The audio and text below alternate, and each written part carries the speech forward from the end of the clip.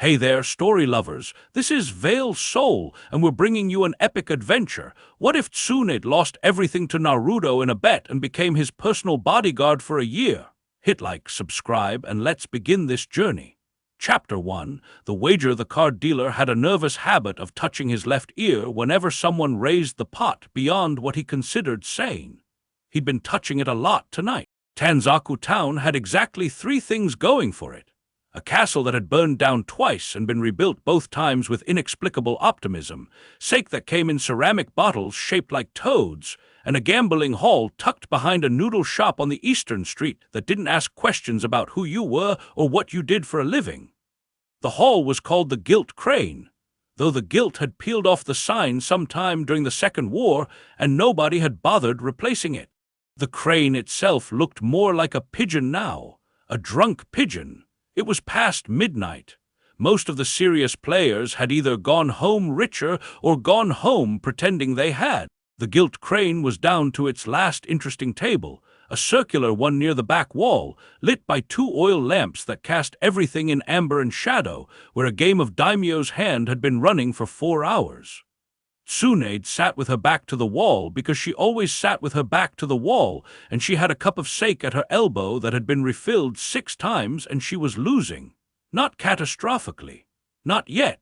But the pile of chips in front of her had been measurably larger 2 hours ago, and she was aware of that fact the way you're aware of a bruise constantly, and with a low-grade irritation that made everything else slightly worse. Across the table, Naruto Uzumaki was winning. He sat like he always sat, which was to say badly, one leg pulled up, elbow on the knee, chin resting on his knuckles. He was 23 now, and the years had done something interesting to his face. The whisker marks were the same. The blue eyes were the same. But there was a stillness to him that hadn't been there before, the kind that comes not from peace, but from having seen enough of the world that very little of it could surprise you anymore. He'd grown into his shoulders.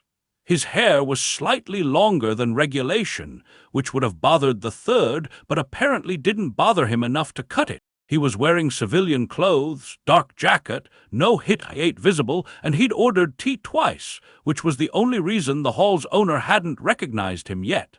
People expected the hero of the Fourth Shinobi War to arrive trailing significance, not to sit quietly drinking green tea and slowly dismantling a legendary Sanin's chip stack. Shizune was somewhere in the hall. TSUNADE could feel her hovering like a concerned moth, but she hadn't looked over because looking over would mean acknowledging that someone was worried about her, and she wasn't in the mood for that. "Your bet," said the dealer. His hand went to his ear. TSUNADE looked at her cards. She had 3 of a kind, serpents in daimyo's hand and a paired court card. It was a strong hand, a genuinely strong hand. She'd won with less and against better players. She pushed half her remaining chips to the center. "Raise!" The 2 other players at the table, a merchant from Nami and a retired jounin whose name she hadn't bothered learning, both folded without drama. Smart. The pot was well past what either of them wanted to play for, which left Naruto. He looked at his cards.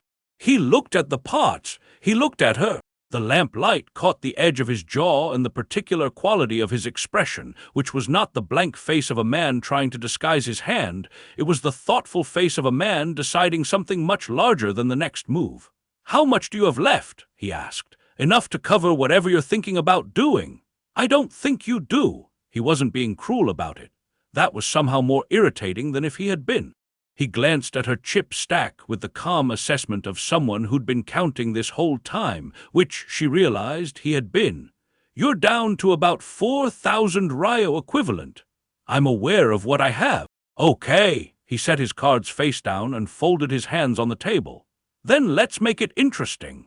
The merchant and the retired jounin both became very still in the specific way that bystanders go still when they sense that something significant is about to happen and they want to witness it without being caught in the blast radius. "I'm listening," TSUNADE said. "I'll raise everything in the pot." He reached into his jacket and produced a sealed document pouch, small, official-looking, the kind that came from administrative offices with good seals. He set it on the table. "Plus this, the deed to the Uzumaki compound property on the north side. Assessed value is about 40,000 ryo." The dealer's hand shot to his ear so fast he nearly knocked himself sideways. Tsunade looked at the pouch. She looked at Naruto. "You're wagering property. You asked for interesting. Why do you even have a deed on you? I was going to file it tomorrow morning." He shrugged one shoulder. "Paperwork keeps finding me. Perks of almost being Hawkage." Almost being Hawkage.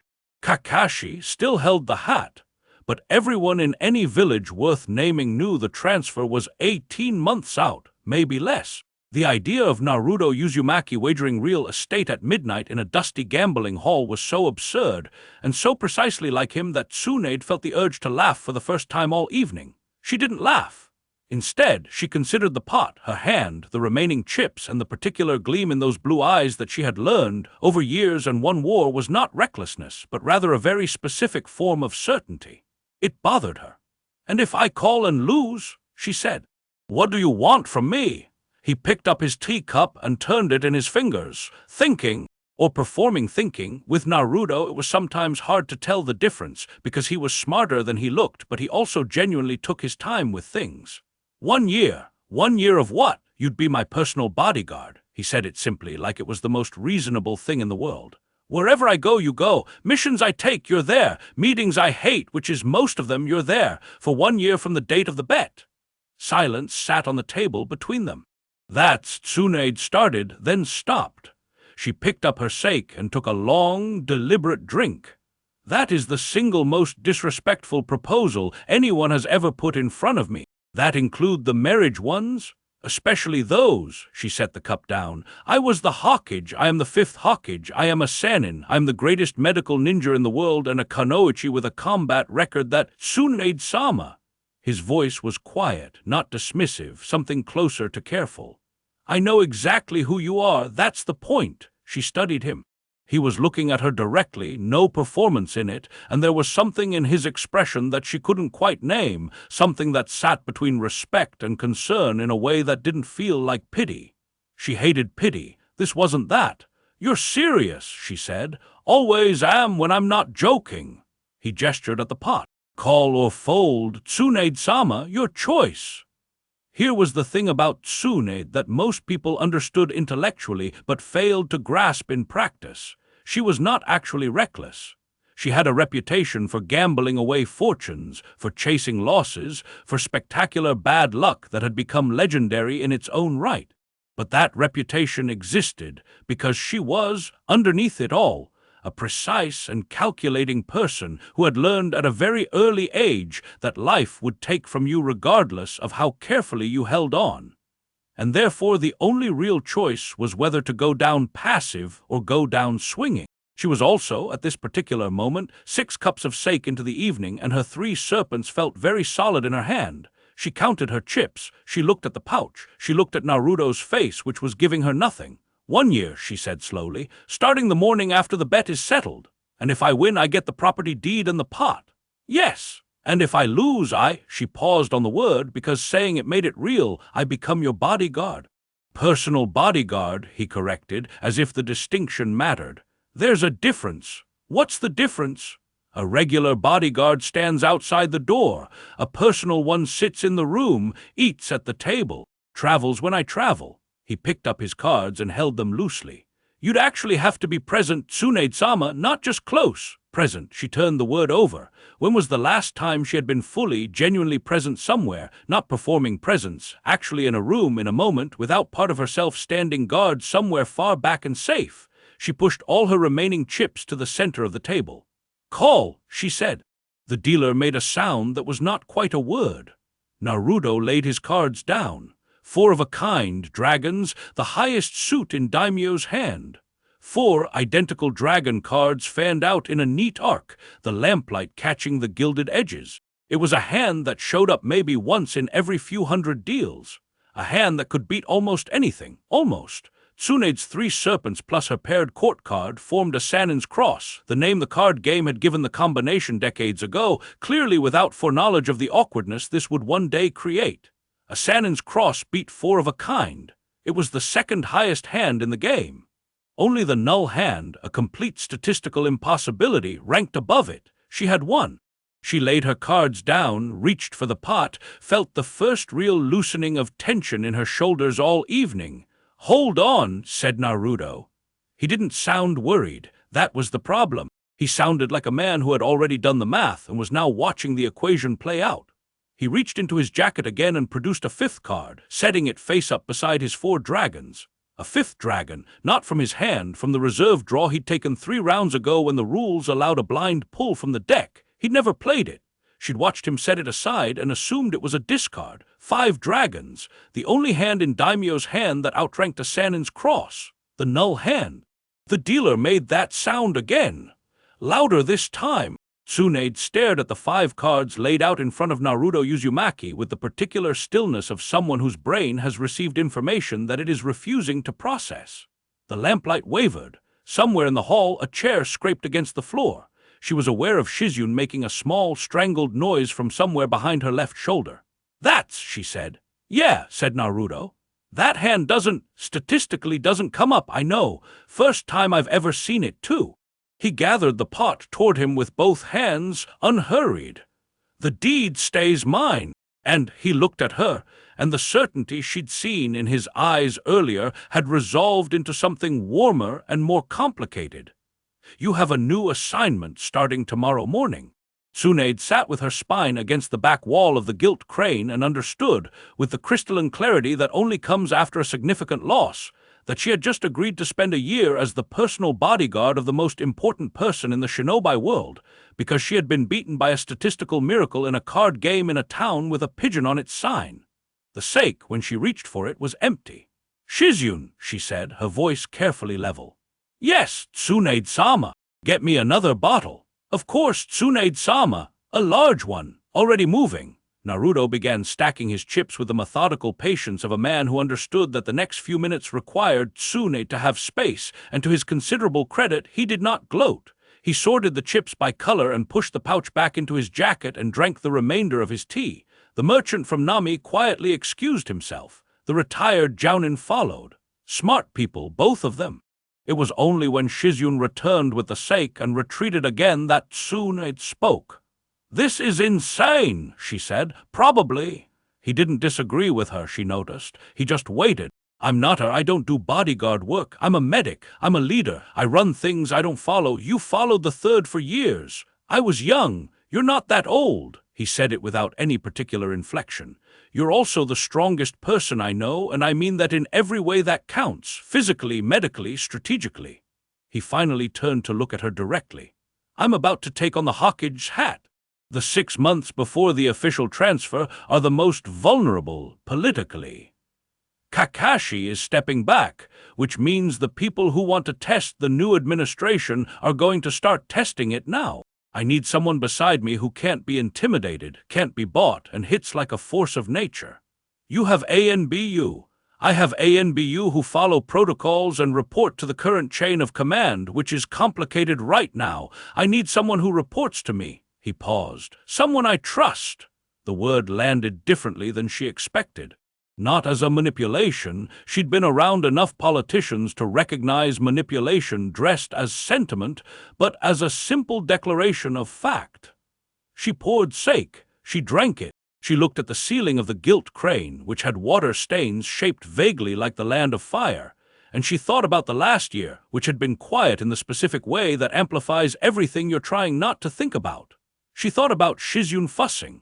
She thought about the consultation work she'd been doing for the hospital, valuable but routine, the kind of work that kept her hands busy but left her mind too much room. She thought about Dan. She thought about Nawaki. She did this quickly and with the efficiency of long practice, the way you press a bruise to remind yourself it's still there, not to hurt yourself, but to confirm you're still capable of feeling it. Then she set down her cup and looked at the young man across the table who had just beaten a statistical impossibility and was watching her with blue eyes that didn't flinch. "Ground rules," she said. He sat up straighter, just slightly. "I am not carrying your bags. I am not cooking. I am not running errands, delivering messages, or performing any task that does not relate directly to your security and my medical expertise. If you try to have me do administrative work in the name of bodyguard duties, I will break the fingers you use to hold a pen, and we will call the bet void on grounds that you redefine the terms." She held up one finger. "Those are non-negotiable." "Fair enough. Second, I'm not announcing this publicly as a bet. If anyone asks, I am serving in an advisory and protective capacity of my own choice, voluntarily, because I decided to. Also fair. Third," she paused, "you do not get to tell me how to do my job. If I assess a threat, you trust my assessment. If I say we move, we move. If I say someone in the room is dangerous, you listen first and argue later." Naruto considered this with what appeared to be genuine seriousness. "What if I disagree with your assessment? Then you tell me after we've moved and we discuss it like adults." "Okay," he nodded slowly. "My ground rule. You have one." "One," he met her eyes. "Don't disappear. Physically or the other way. If something's wrong, tell me. If you want out of an assignment, tell me. If something's happening with you, tell me. I don't care if you're angry when you do it. Just don't go quiet and then vanish. I've had enough of that from people I care about." She held his gaze. His jaw was set slightly, the way it got when he was being honest about something it cost him to say. "Agreed," she said. He extended his hand across the table. She looked at it for a moment. The calluses, the small scar along the inside of his right palm that she'd treated herself 3 years ago, and then she shook it. His grip was firm and warm and completely unsurprised, as if this had always been the way the night was going to end. "We leave at first light," he said. "I'm not a morning person. I know, I'll bring coffee. If it's that terrible instant kind, real coffee, I found a place." He stood and tucked his chair in, which she noted was a habit she'd never associated with him, but apparently he'd acquired it somewhere along the way. "Get some sleep, Tsunade-sama. We have about 4 hours. He dropped enough ryo on the table to cover both their tabs and the dealer's evident trauma, picked up his jacket from the back of the chair, and walked toward the door with that quiet, settled walk that was so different from the sprintan shout she'd known when he was 12. "Naruto," she called after him. He stopped, looked back. "If you breathe a word about the null hand to anyone," she said pleasantly, "I will ensure that your medical records for the next 20 years are filed exclusively in the most inconvenient archive in the hospital basement." He grinned. It was the old grin, sudden and bright and transforming, and for a second she could see both people clearly, the boy and the man layered over each other like transparencies. "Good night, Tsunade-sama," he said. The door of the gilt crane closed behind him, and the 2 oil lamps flickered in the draught, and the dealer finally, visibly, lowered his hand from his ear. Shizune appeared at Tsunade's elbow with the expression of someone who has been holding a great many thoughts in reserve and is now deciding very carefully how to deploy them. "Don't," Tsunade said. "I wasn't going to say anything." "You had a 12-part statement ready. Maybe 8 parts. Shizune sat in the chair Naruto had just vacated and folded her hands on the table. She was quiet for a moment, which was its own kind of statement. Then, "Is it terrible, the idea of it?" Tsunade considered the question honestly, which she could do with Shizune in a way she couldn't with most people. She considered the year ahead, the proximity, the loss of her comfortable routine of busy solitude.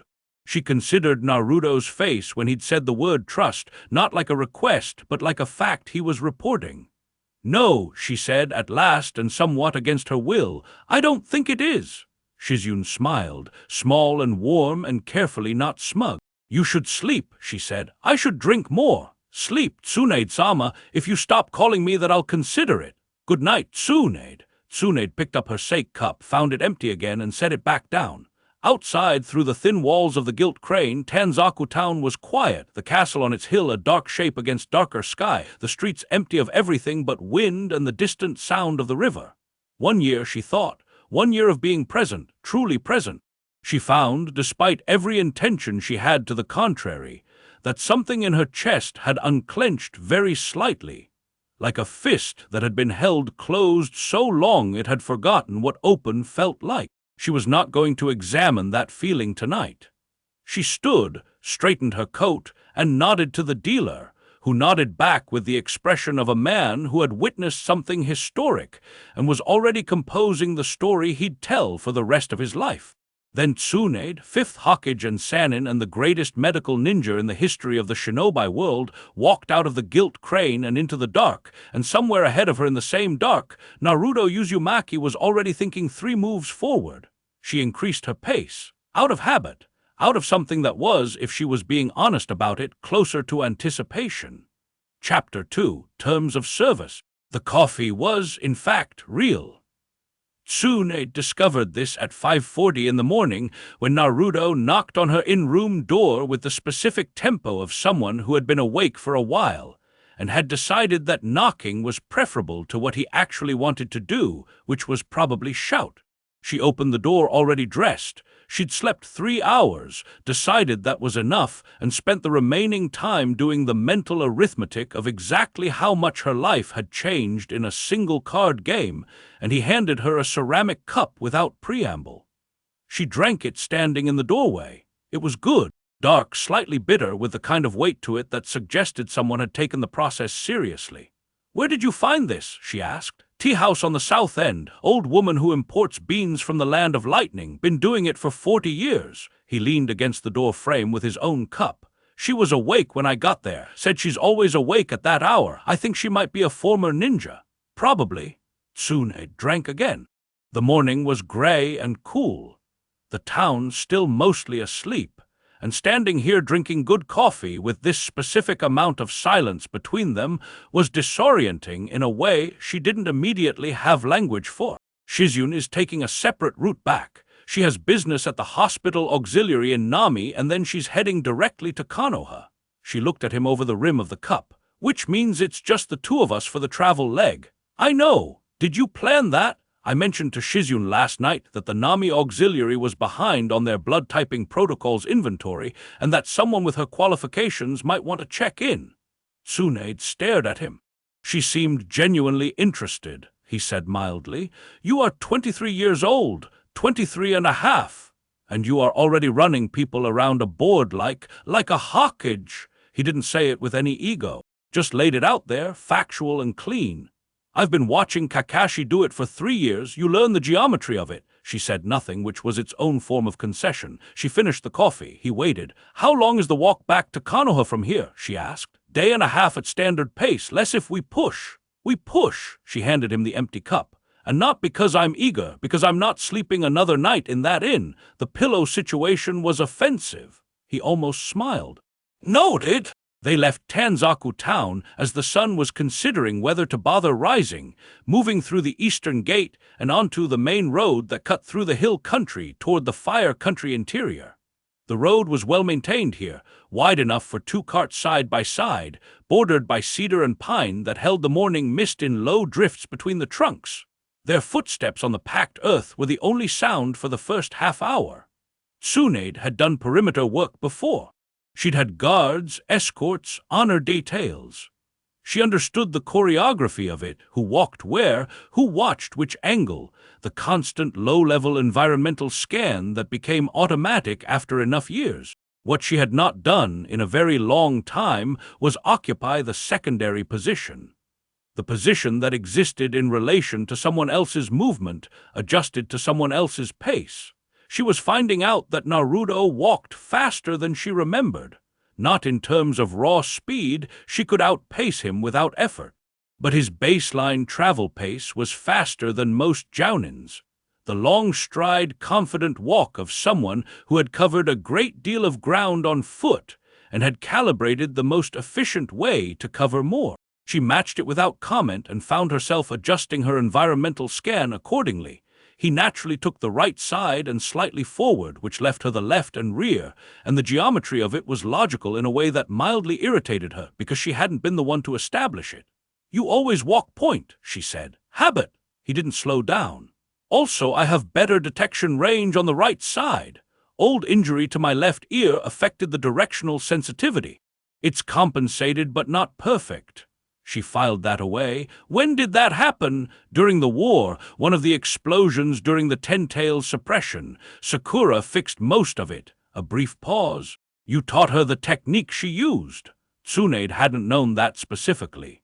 She absorbed it and shifted her scan to cover his left rear quarter more thoroughly without making a production of it. He noticed she could tell from the slight ease in his shoulders and said nothing. That set the tone for the first several hours. They moved through the hill country and into the cedar forest, stopping once at a stream to refill water and eat the travel rations Naruto had apparently packed the night before with the unnerving forethought she was already identifying as a consistent character trait. The rations were better than standard issue, actual dried fruit and something that was almost certainly Ikaraku's compressed ramen, which she recognized by the smell when he opened the pack. "You brought ramen. It compresses." "Into what, cardboard?" "Tasty cardboard." He offered her a portion without ceremony. She took it. It was, objectively, still better than most travel food. The forest thickened through mid-morning and the road narrowed to a track. They dropped from the road to a parallel trail that was faster and less visible from above. Naruto made the shift without discussing it, and TSUNADE made it with him, and she noticed that they'd both clocked the same set of factors. The narrowing sight lines, the two sets of tracks in the road mud that were fresh and didn't belong to merchants, the way a particular bird had gone silent about 40 meters back. "Probably nothing," he said quietly. "Probably," she agreed. "Could be bandits. Tanzaku town gets them after festival seasons." "The festival was 3 weeks ago. Delayed bandits. Ambitious ones, then, if they're thinking about targeting this road." They said nothing more about it, but their pace changed, same speed, different quality, the kind of movement that looks casual from a distance and puts you in a completely different relationship to your environment. 15 minutes later, they passed a fork in the trail where the fresh tracks had come from and saw the cold remains of a camp, 2 bedrolls, a fire pit, scattered evidence of several days' occupation. 4 people, she estimated from the impressions. Gone since yesterday. She looked at Naruto. He was reading the same signs. "Moving north," he said, "away from the road." "Yeah." He straightened, and they kept moving. Either they heard we were coming, or they were waiting for someone else and gave up.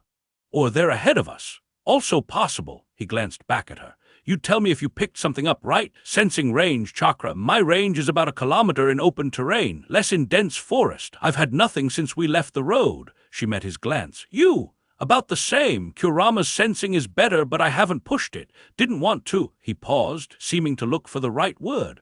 "Didn't want to use the big tool on a maybe," she finished. "Yeah." They didn't hit trouble. The 4 people, whoever they were, stayed north. By midday, the forest opened into the wide grassland valley that marked the halfway point to Konoha, and the sun had come out properly, and the day turned warm and easy. And TSUNADE found that the rhythm of travel, the physical simplicity of moving forward, watching, breathing, was doing something to the tension she'd been carrying in her neck for approximately 8 months. She didn't examine that either. They stopped for an hour at an old way station, a stone structure the size of a large shed, maintained by the Fire Country Courier Service, stocked with basic supplies and a pump well. TSUNADE checked the pump, found it working, washed her face and hands in cold water, and stood for a moment with the water running over her wrists.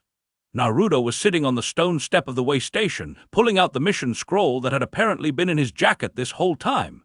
She'd seen him consult it twice, briefly, in ways that didn't invite questions. She decided to invite one anyway. "What's the scroll?" He looked up, considered briefly whether to answer, decided to. "Situation summary. There's been some disruption along the northern trade routes, not military, not quite political.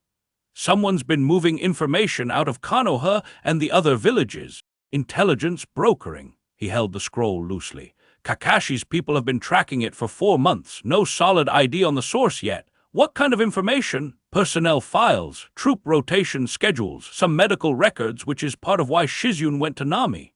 His tone was even, but she could hear the thread of something tighter underneath it. "It's precise, targeted. Whoever's doing it knows exactly what's valuable and what isn't." TSUNADE dried her hands on her jacket and came to sit beside him on the step, close enough to look at the scroll if he tilted it. He did. She read. The summary was concise and cleanly written. Kakashi's intelligence chief had good instincts about what to include.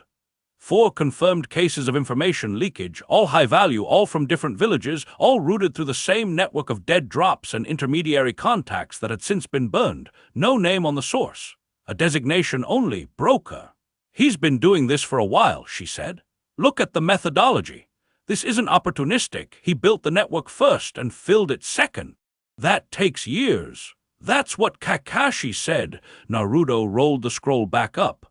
The timing concerns me more than the method. He's been escalating since the peace agreements were finalized 18 months ago. As if the peace is what prompted him.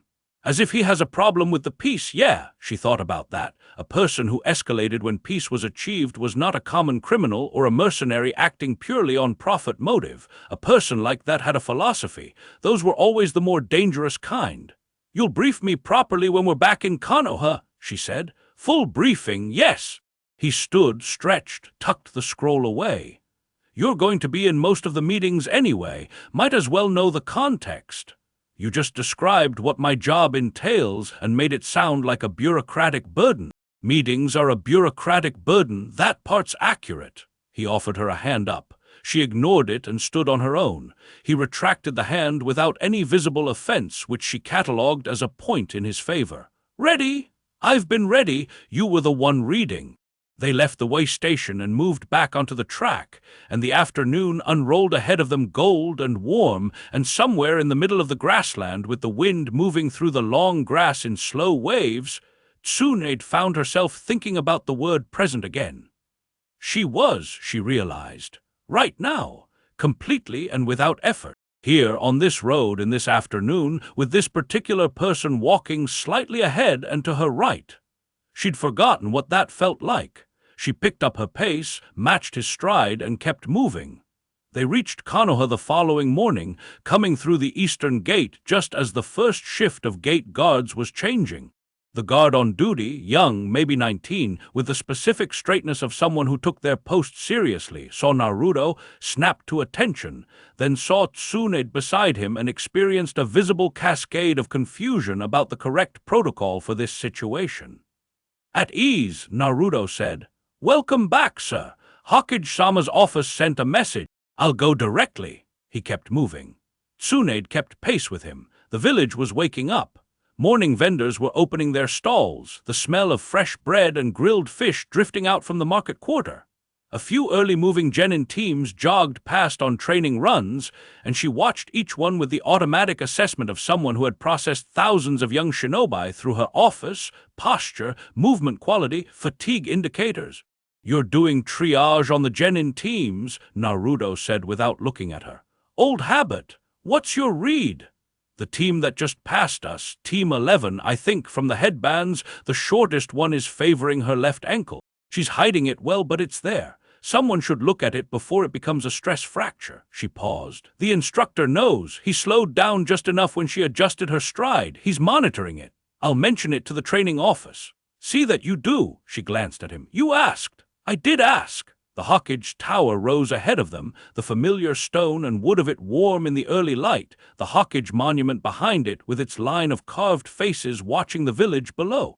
She looked at the faces. The first, the second, the third, Minato, TSUNADE herself, and Kakashi most recently added. The stone of her own likeness had been carved with the sculptor's best intentions and bore the expression of someone who had been asked to hold still for too long. Your face on the monument, Naruto said, following her line of sight, looks nothing like me. It looks exactly like you when you've just been told something you don't want to hear. She looked at him. He looked back at her with perfect composure and kept walking. Kakashi's office was on the 4th floor of the tower, and by the time they'd climbed the stairs and cleared the administrative checkpoint, the intelligence chief, a compact woman named Ray with close-cropped hair and the flat eyes of someone who processed bad news professionally, was waiting outside the door with a folder under her arm. You're back early, she said to Naruto. Efficient travel. He took the folder she offered. Status. 2 things. First, she glanced at TSUNADE with the momentary recalibration of someone encountering an unexpected variable. There's a delegation from Kumagakure arriving in 4 days. Reikiji's office is sending a secondary envoy for the cross-village medical exchange program. The timing is tight. We'll be ready. Second thing, Rei's voice changed registers in a way that was subtle and clear. We found another dead drop, Northern Road, just inside Fire Country's border. It was cleaned out, but recently, within the last 48 hours, someone knew we were moving on it. Naruto was still. The quality of his stillness was different from a moment ago, sharper, more directed. Which route did the tip come from? That's the problem. It came from inside the building. Nobody moved. How contained is that information? TSUNADE asked. Both of them looked at her. She kept her voice level. If the leak is internal, you need to know how many people had access to the dead drop coordinates before the tip went out. That narrows your field. The question isn't who leaked it, not yet. The question is who could have leaked it, because that group is small enough to work with. Ray looked at Naruto with an expression that was professionally neutral and personally very much not. She's right. I know she is. He handed the folder back. Pull the access logs for the last 72 hours and have them on my desk before the afternoon briefing. He pushed open Kakashi's office door. And Ray, nobody discusses this outside the immediate circle. If whoever did this is still in the building, the fewer people knowing we know, the better. He went in. TSUNADE followed.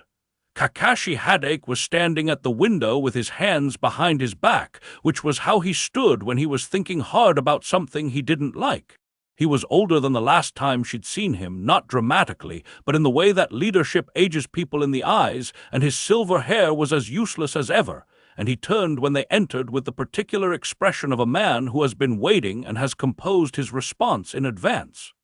TSUNADE, he said, just her name, no title. Kakashi. Same. You look like you had an interesting few days. I lost a bet. His eye curved. I heard. He looked at Naruto. Null Hand, the dealer at the Gilt Crane, is apparently telling everyone who comes in. Called it, TSUNADE said to Naruto flatly. I'll send him a thank you note, Naruto said.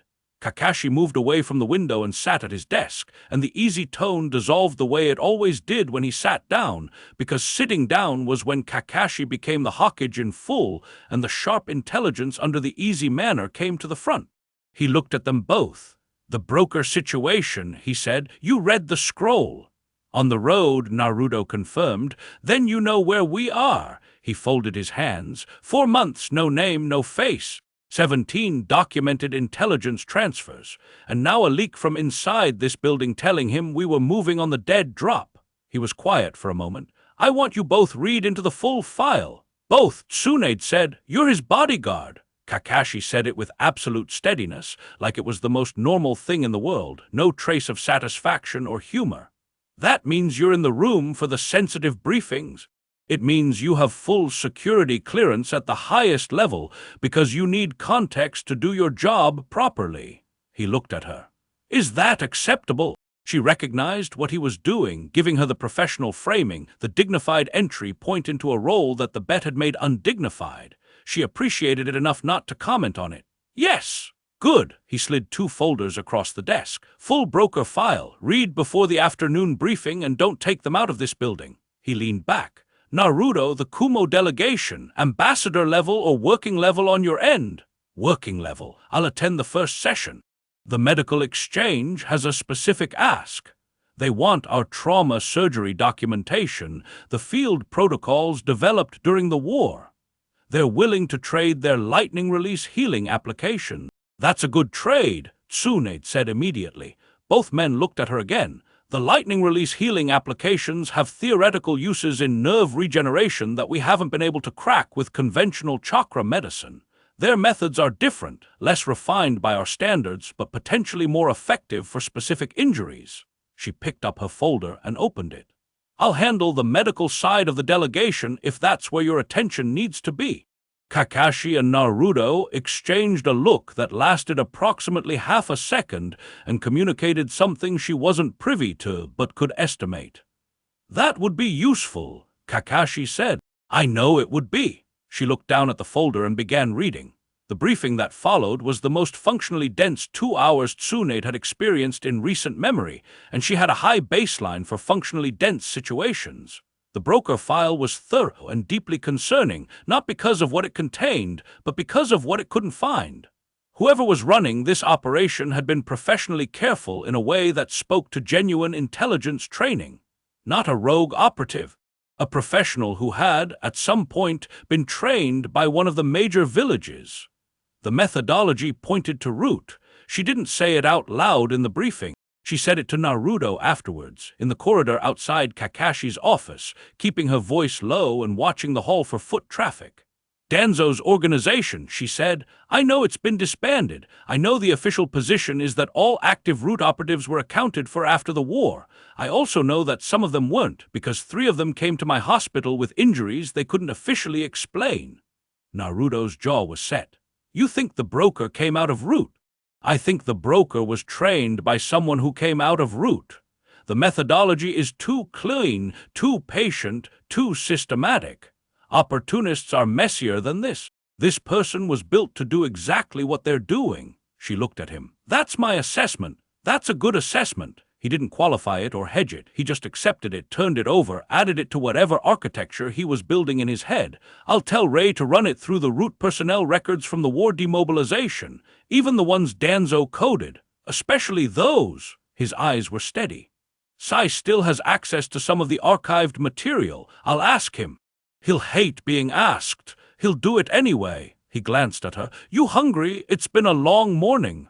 She was genuinely hungry. She'd been awake since before 5 and had eaten compressed ramen cardboard for breakfast.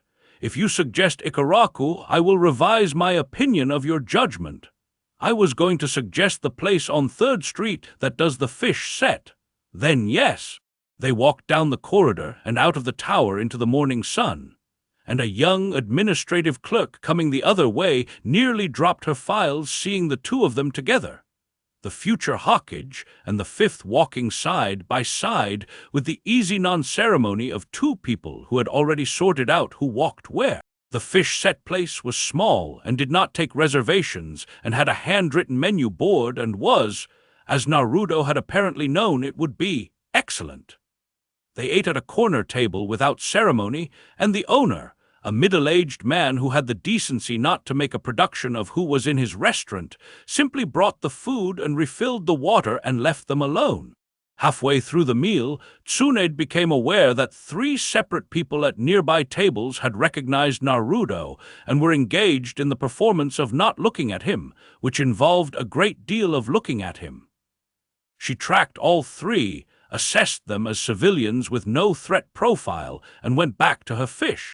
You just ran a sweep, Naruto said. Of course I did. 3 people. 5, actually. The 2 in the corner you haven't clocked yet. He didn't turn around. Threat? None, but they know who you are, and when someone like you is in a public space, you draw variables. She picked up her chopsticks. The man by the door has been deciding whether to approach and ask for something for the last 10 minutes.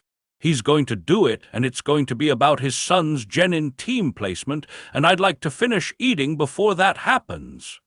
Naruto glanced at the door with his peripheral vision. A brief pause. How do you know it's about genin team placement? He's carrying a folded document under his arm that he keeps adjusting.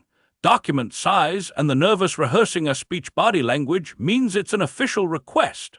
Genin team placement requests are submitted on blue-bordered forms. The edge I can see is blue. He considered this for a moment. Then he shifted his position just slightly, angling his back more toward the door, making himself marginally less approachable without being rude about it. The man at the door looked at the angle of those shoulders, reconsidered his timing, and sat back down. You're good at this, Naruto said quietly. I ran a village, she said. Reading rooms is a survival skill. I meant the protective part. The way you do it, it doesn't look like protection. It looks like you're just sitting there. She looked at him. He was eating his food with the focused appreciation of someone who genuinely liked meals and didn't treat them as fuel stops, and he'd said it without any particular weight, the way you'd note that someone had good hands or a clean technique. An observation, not a compliment designed to get something. That's what good protection looks like, she said. The visible kind is for show. He nodded slowly. I'll remember that. They finished the meal. The man by the door caught Naruto on the way out. Document extended with the anxious energy of someone who had been working up to this for a while. Naruto stopped without any visible impatience, took the document, listened to the explanation. Son, genin exam, team assignment discrepancy, nodded twice, said something quiet and specific about which office to follow up with and who to ask for, and returned the document with a reassurance that was particular enough to be real rather than polite. The man's whole posture changed. The relief of being actually heard by someone with actual power was physical and immediate. TSUNADE watched from 2 steps back. She'd done 1,000 interactions like this as Hawkage. She'd never particularly enjoyed them. Naruto had not appeared to perform any part of that exchange. He was just genuinely present with the man's problem for the 30 seconds it required, gave him something useful, and moved on. On the street, she fell back into stride beside him. "You're going to be good at this," she said. He didn't answer immediately. When he did, it was characteristically sideways. "Kakashi makes it look effortless." Kakashi practiced looking effortless for 30 years. It's not the same thing. She kept her eyes forward. "You don't perform it. That's different. Better, I think, though it'll cost you more." "Yeah," a brief pause. "I know." They walked back toward the tower in the warm morning, and the village moved around them, and TSUNADE thought about root operatives and dead drops, and a person with no name who had been building something in the dark for years while the world congratulated itself on peace. She thought about what it meant to be the person standing between that and the man walking beside her. The thought didn't frighten her. She noticed that clearly. It would have once not the danger, but the weight of mattering, of being necessary to something specific. That weight had driven her out of the village twice and into the bottom of many sake bottles over many years. Right now, moving through the morning, it felt less like weight and more like direction. She didn't examine that either, but she filed it away. Tomorrow there would be a dead drop investigation, and a Kumo delegation, and a broker with no face who had a problem with peace. She hadn't had a full caseload in 2 years. She found, against all reasonable expectation, that she was looking forward to it. Chapter 3. Old wounds. The mission briefing was supposed to be routine. That was the first warning sign. In TSUNADE's experience, routine briefings had a specific energy to them. The room was slightly less focused, the coffee slightly colder, the intelligence chief's posture slightly more relaxed. Ray walked into the conference room on the 3rd floor of the tower with her folder held in both hands and her posture at full attention, and TSUNADE knew before anyone had said a word that they were not here for routine. 4 people at the table: Naruto, TSUNADE, Ray, and Sai, who had arrived first and was sitting with the uncanny stillness he'd carried since childhood.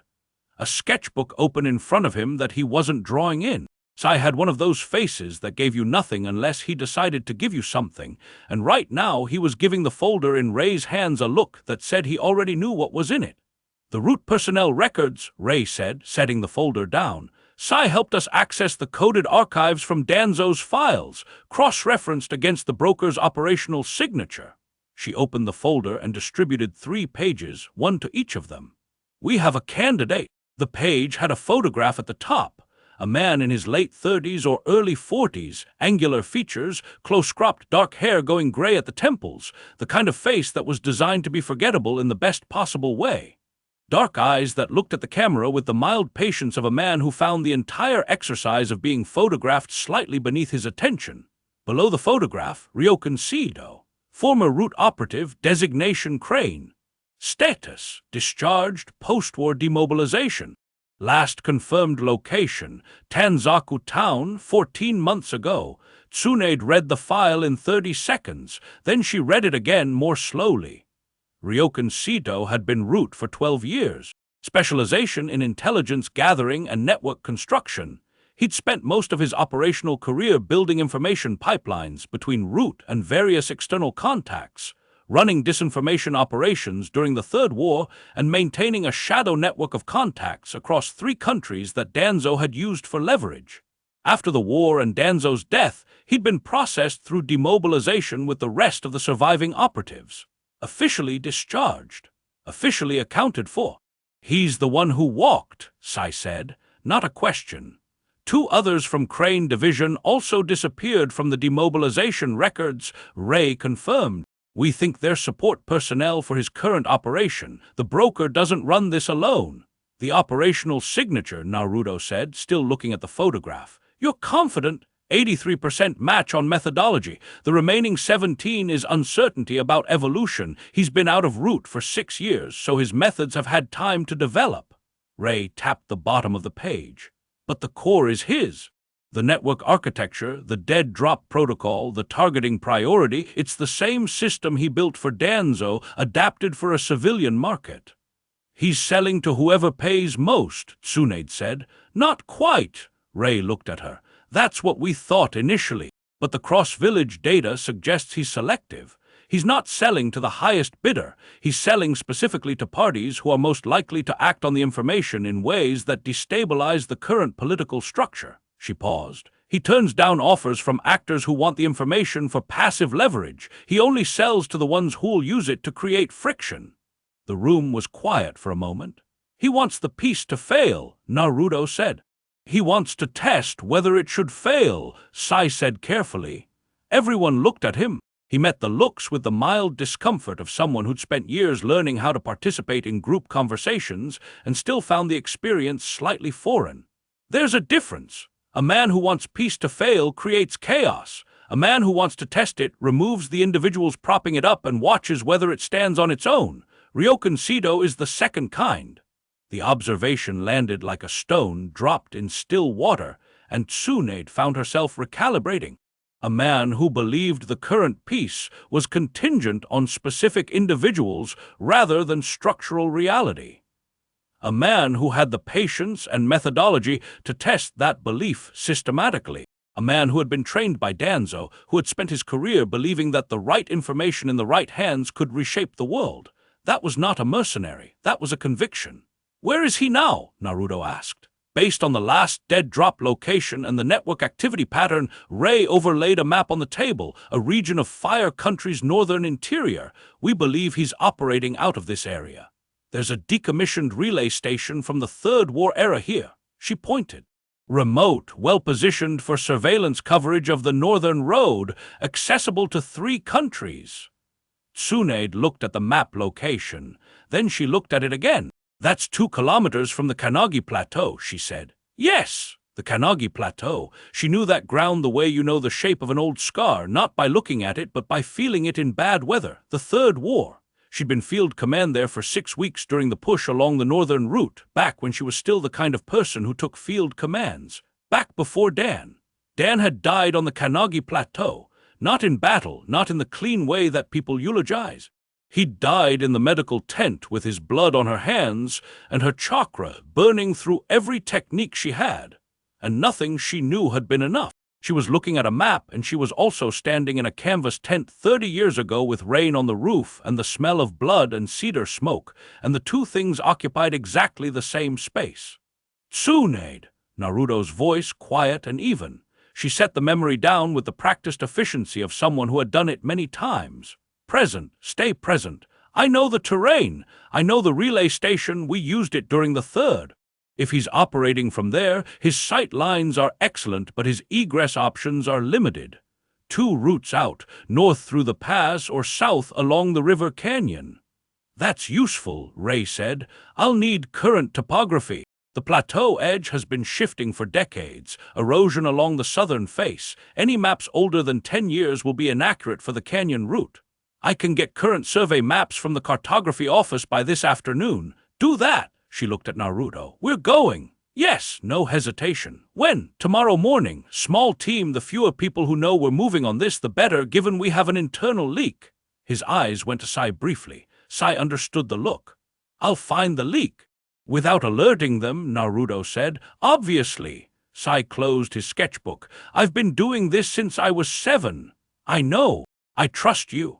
Again, the simple declaration of fact that Naruto deployed with the consistency of someone who had learned that trust stated clearly was more useful than trust implied.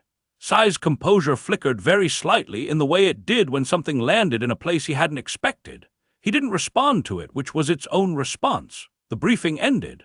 Ray took her folder and left. Sai left without ceremony, which was the only way he ever left. TSUNADE stayed in the room, looking at the map still spread on the table, and heard Naruto pause by the door. The Kanagi Plateau, he said. I'm fine. I know you are. A beat. I'm not asking because I'm worried. I'm asking because if there's something about that terrain I should know, I want to know it before we're standing on it. She turned around. He was leaning against the door frame, not blocking it, just occupying it, with that watchful patience that she was beginning to recognize as his default mode in private spaces as opposed to the more mobile energy he carried in public ones. Dan died there, she said. straightforward. The same way you'd say there's a ravine at the north end or the wind comes from the east in the afternoon. Information clearly delivered. Naruto didn't fill the silence with condolences or careful expressions. He just absorbed it and nodded once. Okay, it was 30 years ago. I know, I'm not going to be compromised by it. I know that too. He straightened off the door frame. I just wanted to know. He looked at the map. The terrain, the egress routes, talk me through it this afternoon. I want both of us with the same picture before we go, after I get the updated survey maps. After that, he moved to leave, then stopped. TSUNADE. What? Thank you for saying it. You didn't have to. She looked at him for a moment, and something shifted in the room that she couldn't name and didn't try to. She turned back to the map. Get out of here. You have an afternoon briefing. She heard him go, his footsteps down the corridor unhurried and even, and she stayed with the map and the location marker and the memory that she had put down and picked up and put down again so many times that it had worn smooth with handling, like river stone. She stayed with it for exactly as long as she needed to. Then she folded it up and went to find the survey maps. They left before dawn. No ANBU tail, no administrative escort, no official mission log filed before departure. That last part was irregular enough that TSUNADE had raised an eyebrow at Naruto's instruction, and he'd explained in 4 words. Internal leak, remember? She'd accepted it. The log would be filed post-mission. They moved through the forest north of Konoha in the pre-dawn dark with the ease of 2 people who were comfortable in darkness. Which is to say without torches, without noise, and in the kind of mutual silence that didn't require filling. Naruto had switched from his usual clothes to darker travel gear, and without the visible marker of his usual colors, he moved through the trees with a quietness that was, frankly, impressive for someone his size.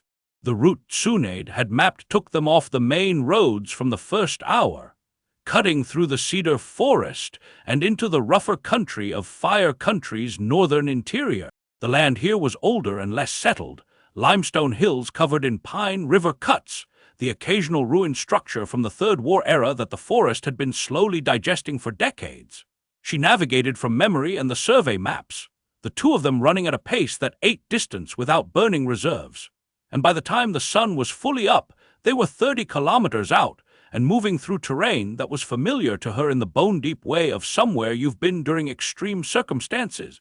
The terrain changes about 10 kilometers out, she said during a brief water stop. The forest thins and you get the plateau approach, open ground, limestone outcroppings for cover.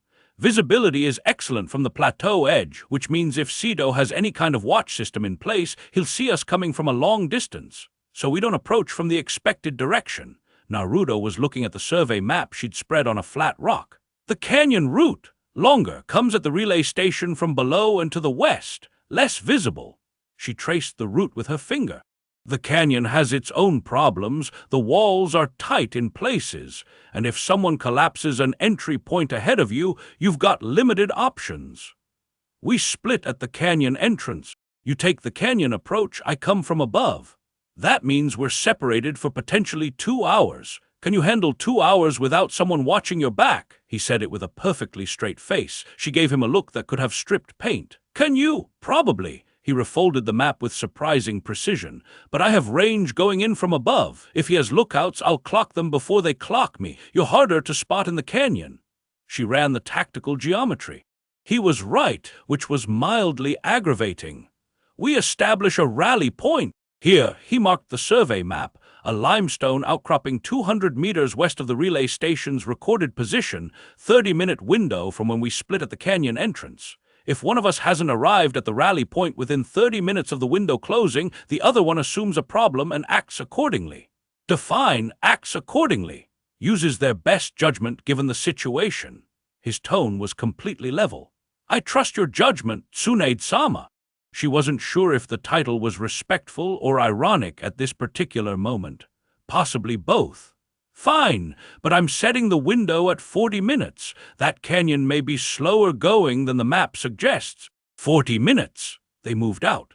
The forest thinned exactly where she'd said it would, transitioning over about a kilometer into the low, wind-bent pines of the plateau approach, and the sky opened up above them vast and blue and cold. The limestone outcroppings rose from the earth in irregular formations, silver-gray in the morning light, and the plateau edge became visible ahead, a hard, dark line against the sky. And there it was.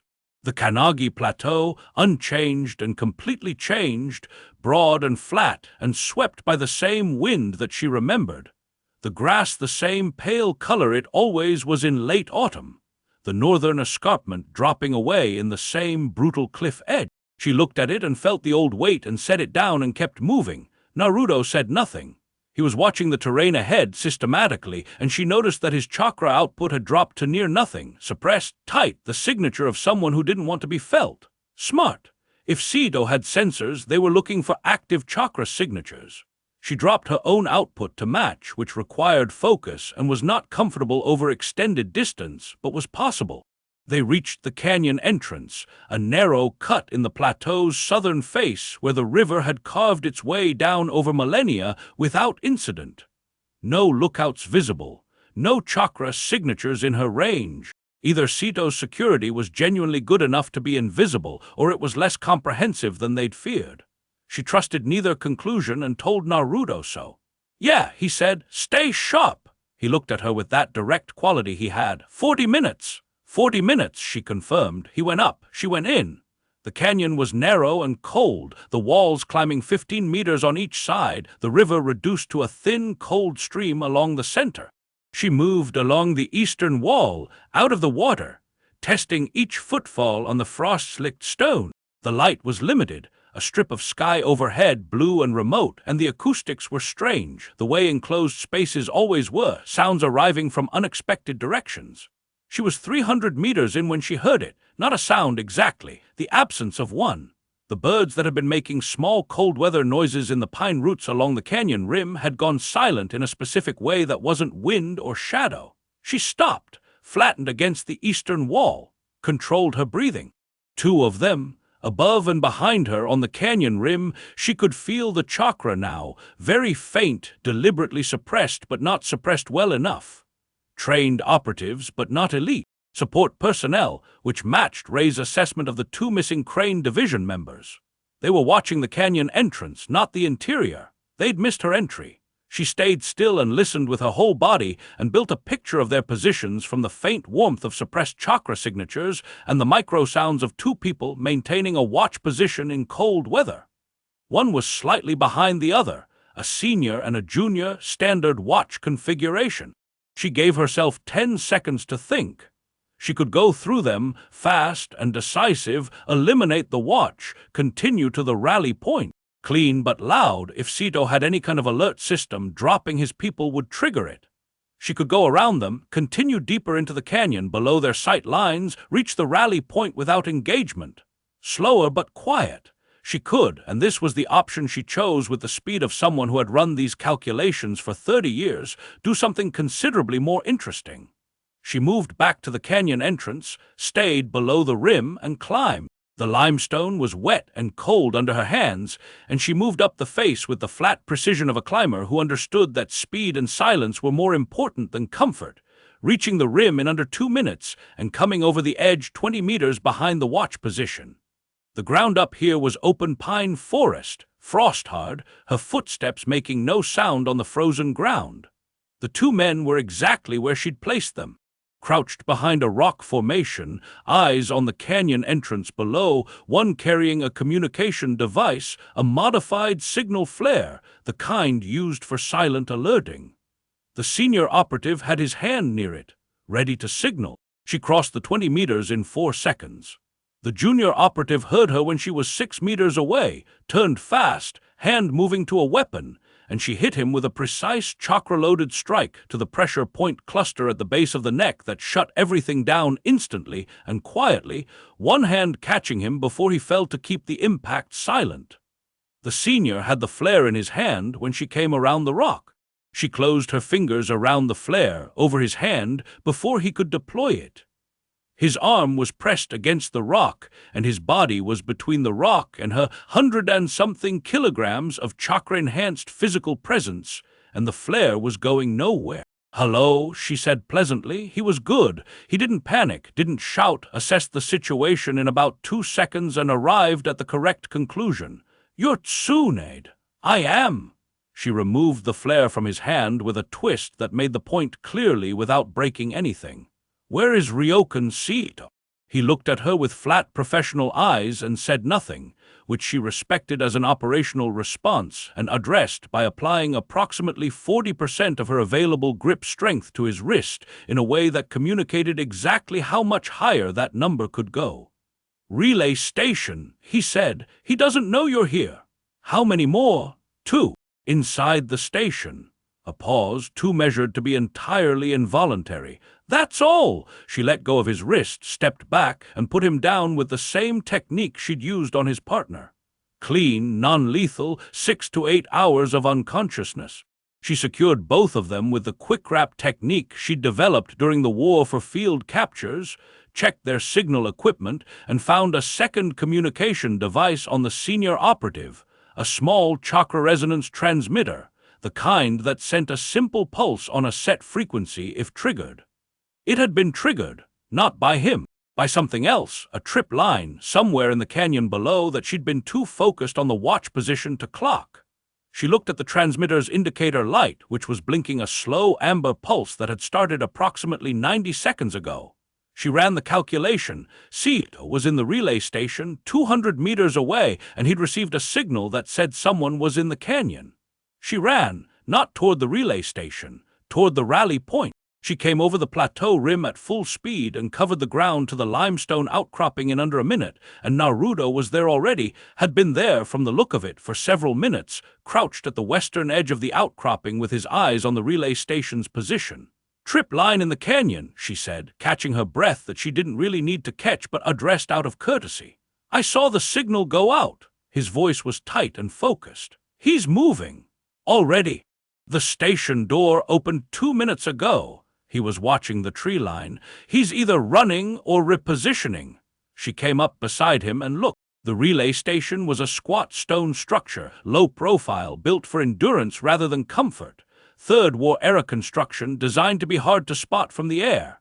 The door was closed now, solid timber, aged black, no visible movement. "Two inside," his support said. His support talked. Convincingly.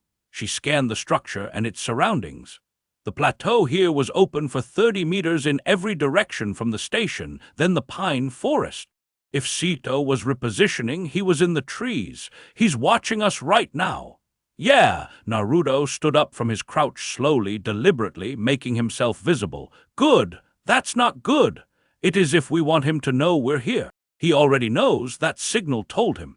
Running him means a chase across terrain he knows better than we do right now." He looked at her. "But if he decides to come to us instead, then we've turned his home ground advantage into a proximity advantage." She understood the geometry of it. "You're proposing we make ourselves a target.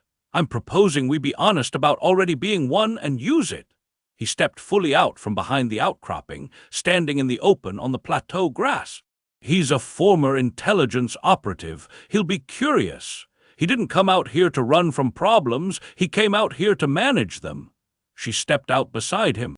"If you're wrong about his psychology, then we deal with 2 people coming out of those trees instead of having a conversation first." He crossed his arms, waiting. "I'm not wrong." The pines were still. The wind moved the grass. A cloud crossed the sun and the plateau went gray and cold, and then the cloud passed and the light came back. The relay station door opened. Ryokan Sito walked out alone, hands visible, moving across the open ground toward them with the measured pace of a man who had decided something. He was exactly like his photograph, angular, forgettable face, gray at the temples, dark eyes that processed the 2 people standing in his plateau with the detached analytical quality of someone running an equation. He stopped 10 meters away. "Naruto Uzumaki," he said. His voice was a neutral tenor, educated, the careful diction of someone who had spent years cultivating an unremarkable quality. "I wondered when you'd find me." His eyes moved to TSUNADE. "I didn't anticipate you'd have TSUNADE of the Sannin standing beside you, though. That's interesting." "Ryokan Sito," Naruto said. "You know why we're here. I have a theory." He tilted his head slightly. You've identified me as the intelligence broker your village has been looking for. You've come to apprehend me, or to have a conversation that you hope will render apprehension unnecessary. A brief pause. Which one depends on what I say in the next few minutes? It depends on whether you're willing to stop, Naruto said flatly. Sito considered this with what appeared to be genuine thoughtfulness.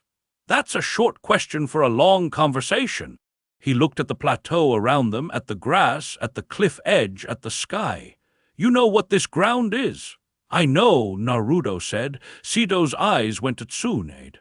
I was 13 during the Kanagi engagement. Not a soldier, I was a courier for Root, running messages between Danzo's field contacts. I was on the plateau's eastern approach when the medical tents were overrun.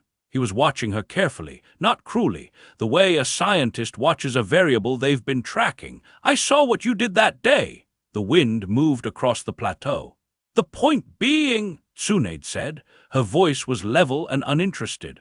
The point being that I watched the single most capable person I'd ever seen pour everything they had into holding a situation together and lose anyway. He shifted his gaze back to Naruto. And then the war ended, and the next war started, and the village was rebuilt and rebuilt again on the same foundations, the same people propping up the same structures. He looked out at the escarpment. Your peace is real, I believe that, but it is real because you are real. Remove you and what's left? People, Naruto said, the same people who built the peace with me, who fought for it, who are still fighting for it. His voice hadn't risen. You think the peace is contingent on me. You're wrong. You've been wrong this whole time. Saito looked at him steadily. You believe that? Yes, genuinely. Yes, a pause. And you're going to stop what you're doing, and you're going to give us the full network map, and you're going to stop testing a theory that you're using to justify real damage to real people. The quality of Naruto's voice had changed, slightly, not louder, but denser, carrying the particular weight of someone whose patience has a floor and is approaching it. Because the alternative is I stop you, and that's not a threat. It's a forecast. Sito was quiet for a long moment. His dark eyes moved between them, reading, calculating. The plateau wind came across the grass in a steady push, and the cloud bank on the north horizon was building. I have 2 people in that station, he said. No, you don't, TSUNADE said. You have 2 people on the canyon rim who are currently sleeping. Sito looked at her. Something moved behind those flat eyes, not alarm, but a genuine reassessment. My support team is secured, unharmed, and waiting for someone to file the appropriate paperwork. She looked back at him with the detached calm of someone who has very thoroughly won a particular sub-argument. The 2 in the station are still there, though.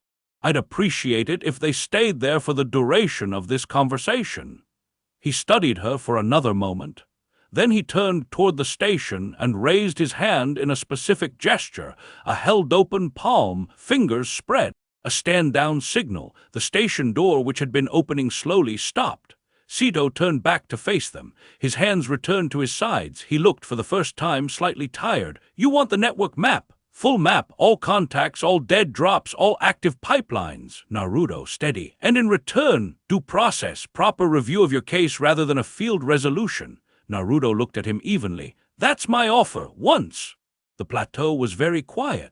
TSUNADE watched Ryokan Sito stand in the cold light on the ground where Dan had died and work through the arithmetic of a situation he'd spent years calculating, arriving at a conclusion he hadn't planned for. She watched him look at Naruto, really look, the kind of assessment that goes past surface and measures something underneath. She watched him find whatever it was he was looking for and not find a way around it. He exhaled, slow, controlled. I'll need the afternoon. We have time, Naruto said. Sito nodded once and turned back toward the station. I'll make tea, he said, as if that was a perfectly sensible thing to offer to the 2 people who had just dismantled his operation. You both look cold. He walked back across the open ground and through the station door, and the plateau returned to wind and grass and silence. TSUNADE looked at Naruto. Tea, she said. He's not going to run, Naruto said. He's thought about this possibility for long enough that he has a response to it. He just needed someone to show up and offer him the door. He started forward. Also, I am actually cold. She fell into step beside him.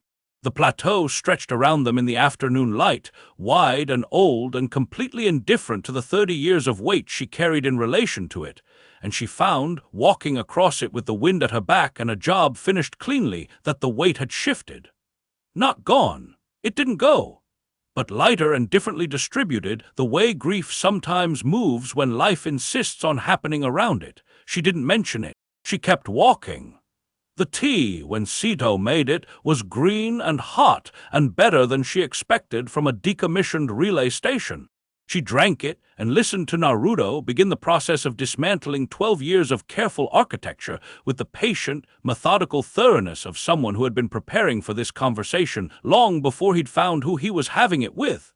And she watched Ryokan Sito's face while he talked, and she read there a man who was discovering that the thing he'd built his philosophy on might have a crack in its foundation.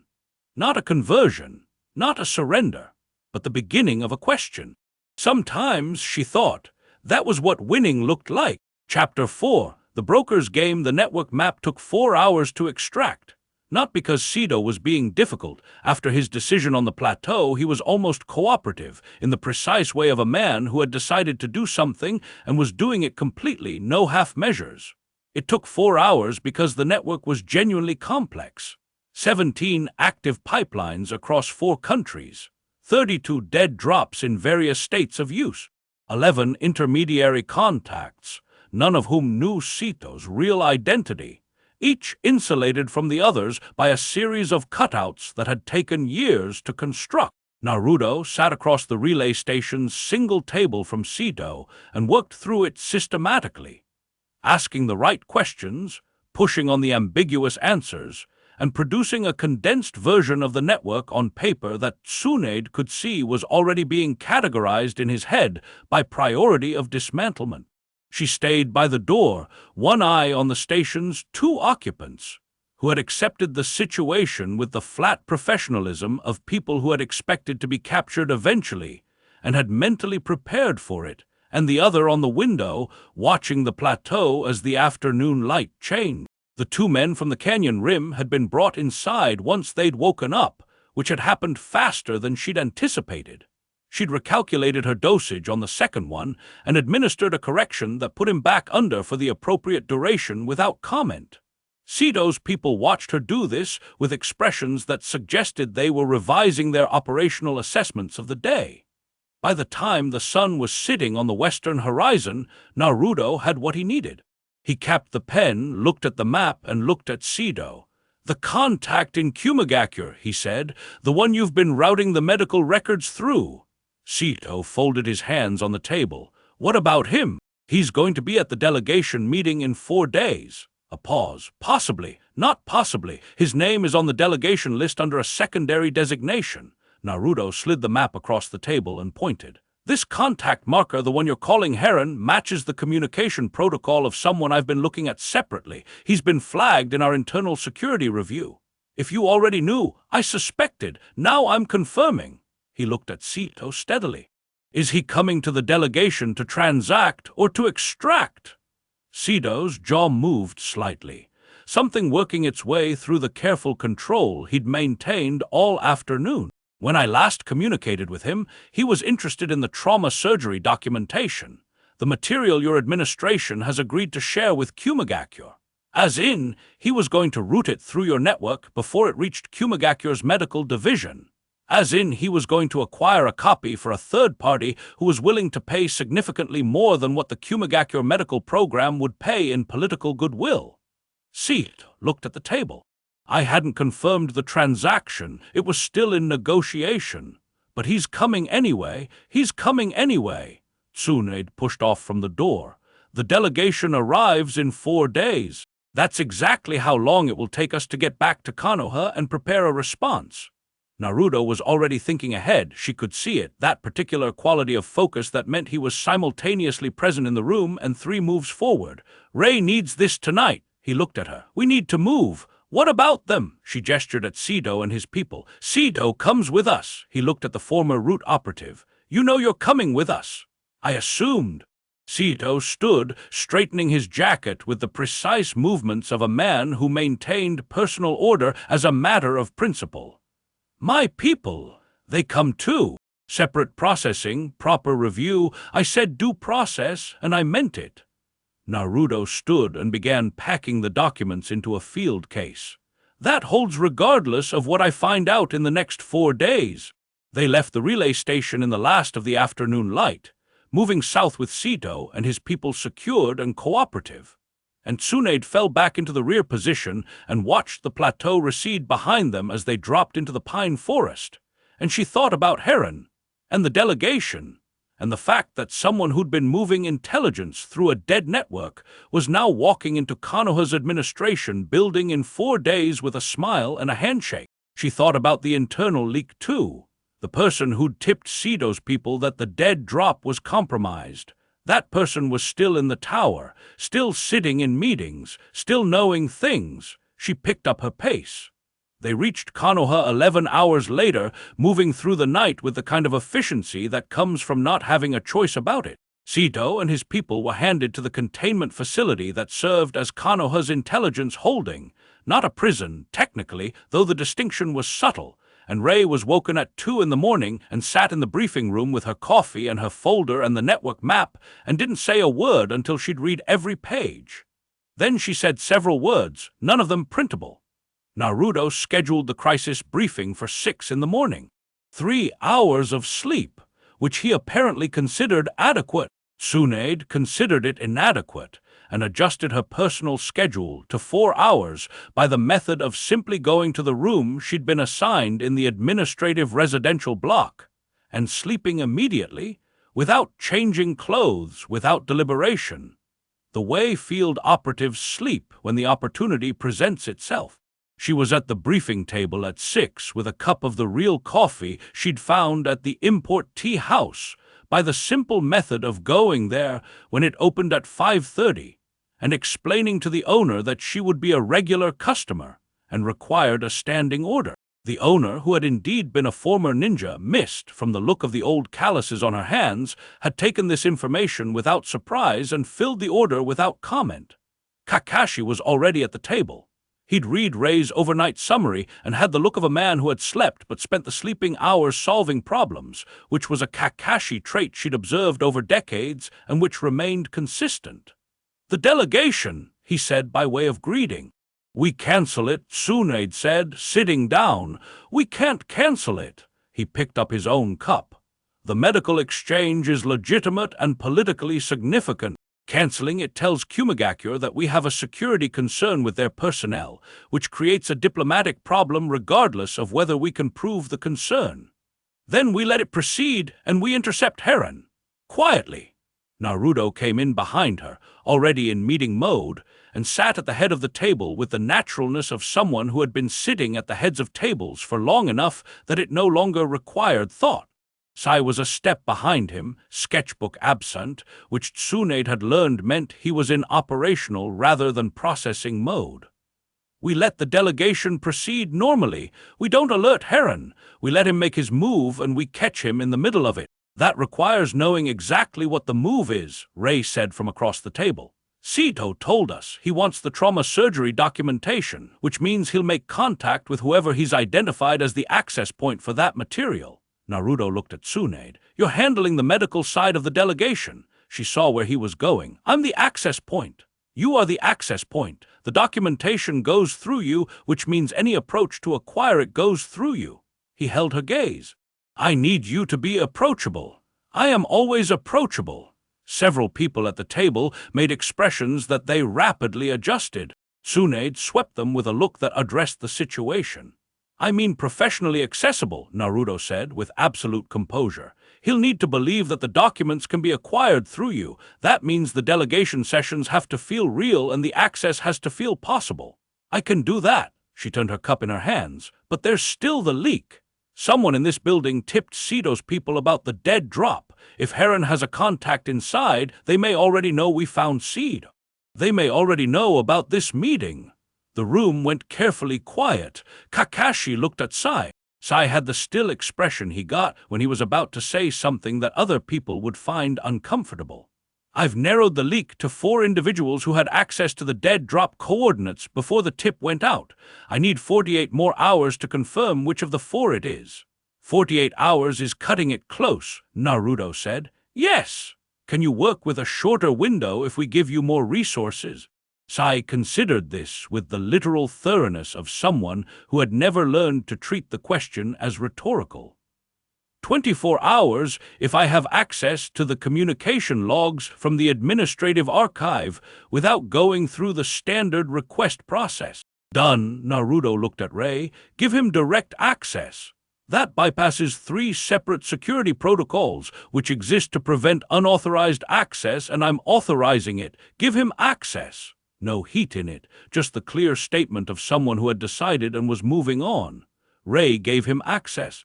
The briefing lasted 2 more hours and covered the delegation schedule, the document handling protocol, the intercept plan, and the secondary question of what to do once Heron made his move. By the end of it, TSUNADE had a complete picture of the next 4 days and a set of specific responsibilities that were, she noticed, substantially more interesting than anything she'd done in the last year. She also noticed that Naruto had structured the plan around her capabilities with a specificity that suggested he'd been thinking about it since the relay station. Maybe before. He'd placed her at the center of the intercept not because she was available, but because her combination of skills, medical authority for the legitimate side, combat capability for the intervention, and the kind of presence that intimidated without performing intimidation was precisely what the situation required. She didn't mention that she'd noticed. She filed it. The Kumigakure delegation arrived on the 3rd morning in a small convoy, 4 vehicles pulling up to the administrative entrance with the organized efficiency of a visiting group that took itself seriously.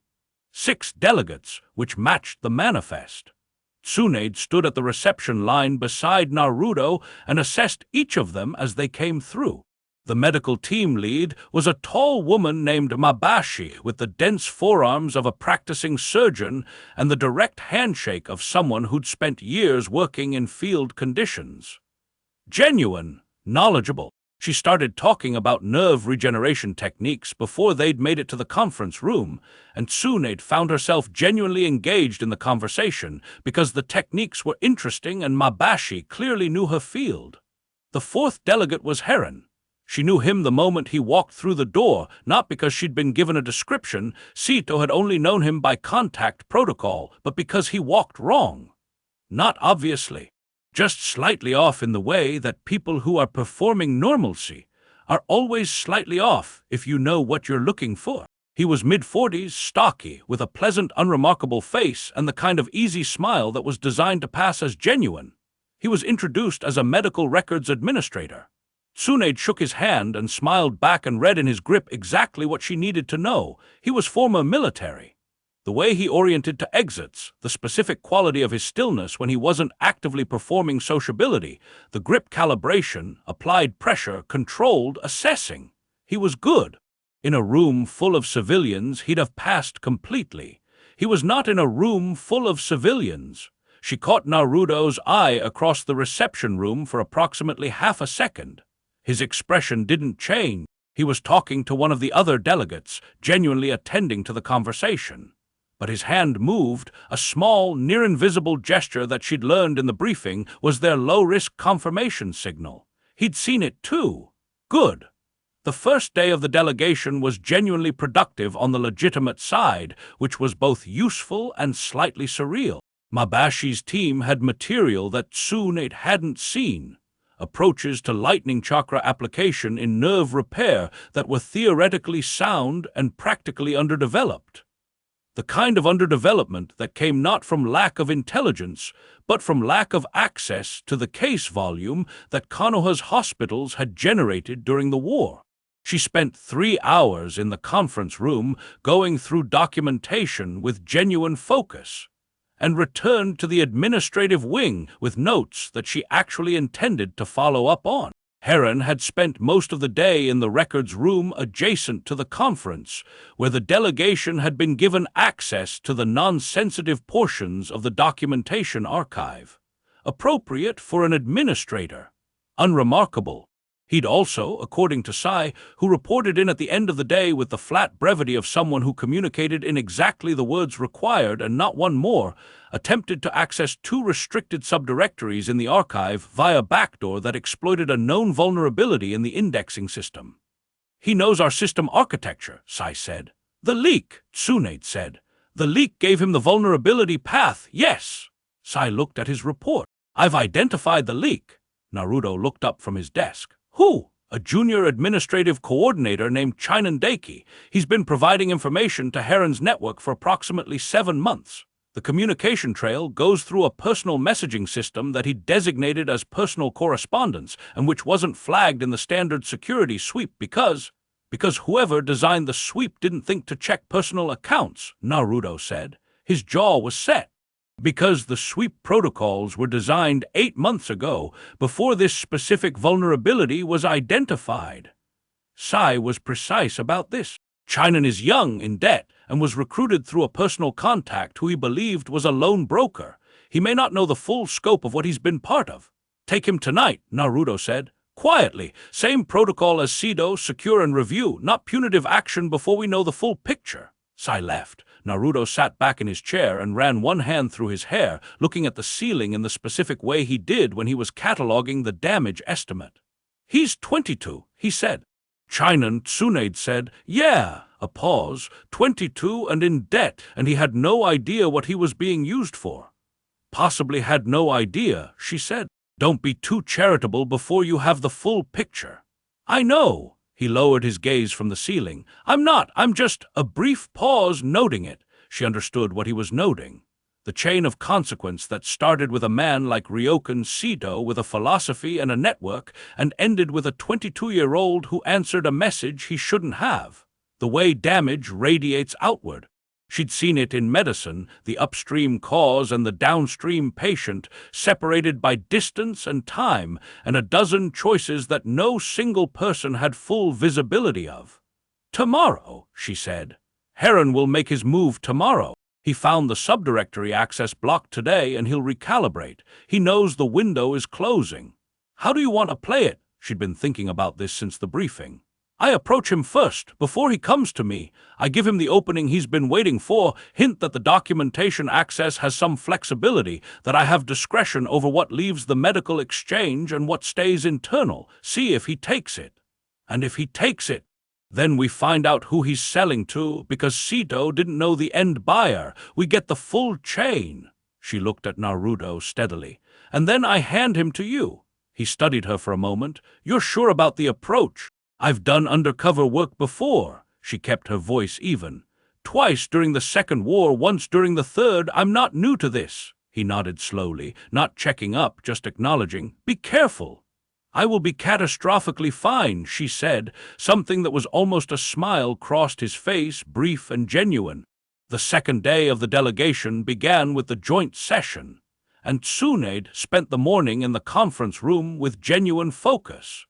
Because Mabashi had brought physical demonstration materials, and the nerve regeneration work was even more interesting in practice than it had been on paper. There was a technique involving a specific frequency of lightning chakra applied through a medium-gauge seal that showed real promise for the kind of spinal damage that conventional methods had limited effect on. She asked questions that were entirely sincere and took notes that she entirely intended to keep. Heron sat 2 seats down, taking his own notes, performing administrative attentiveness with the careful energy of a man who was waiting for his actual work to begin. She let him wait until the lunch break. The break sent most delegates to the hospitality room on the 2nd floor. TSUNADE made sure she was visible in the corridor, moving toward the records room with a folder under her arm and the specific purposeful walk of someone going to do something she considered slightly inconvenient. She knew he was behind her. She could feel him orienting. She went into the records room and left the door open. He came in 2 minutes later, closing the door behind him. She was standing at the shelving unit on the far wall, apparently looking for something in the indexed folders. She turned when she heard the door. Administrator, she said, pleasantly, chased everyone out of the hospitality room already, too crowded. His smile was easy and warm and absolutely constructed. I had some follow-up reference work to do. I hope I'm not interrupting. Not at all. She turned back to the shelf, pulled a folder, opened it, appeared to find what she was looking for, a beat of manufactured discovery. Actually, I've been meaning to ask someone on your team about the documentation classification protocol your office uses for the joint material. Oh, he'd come closer. Not aggressively, just the natural movement of a conversation.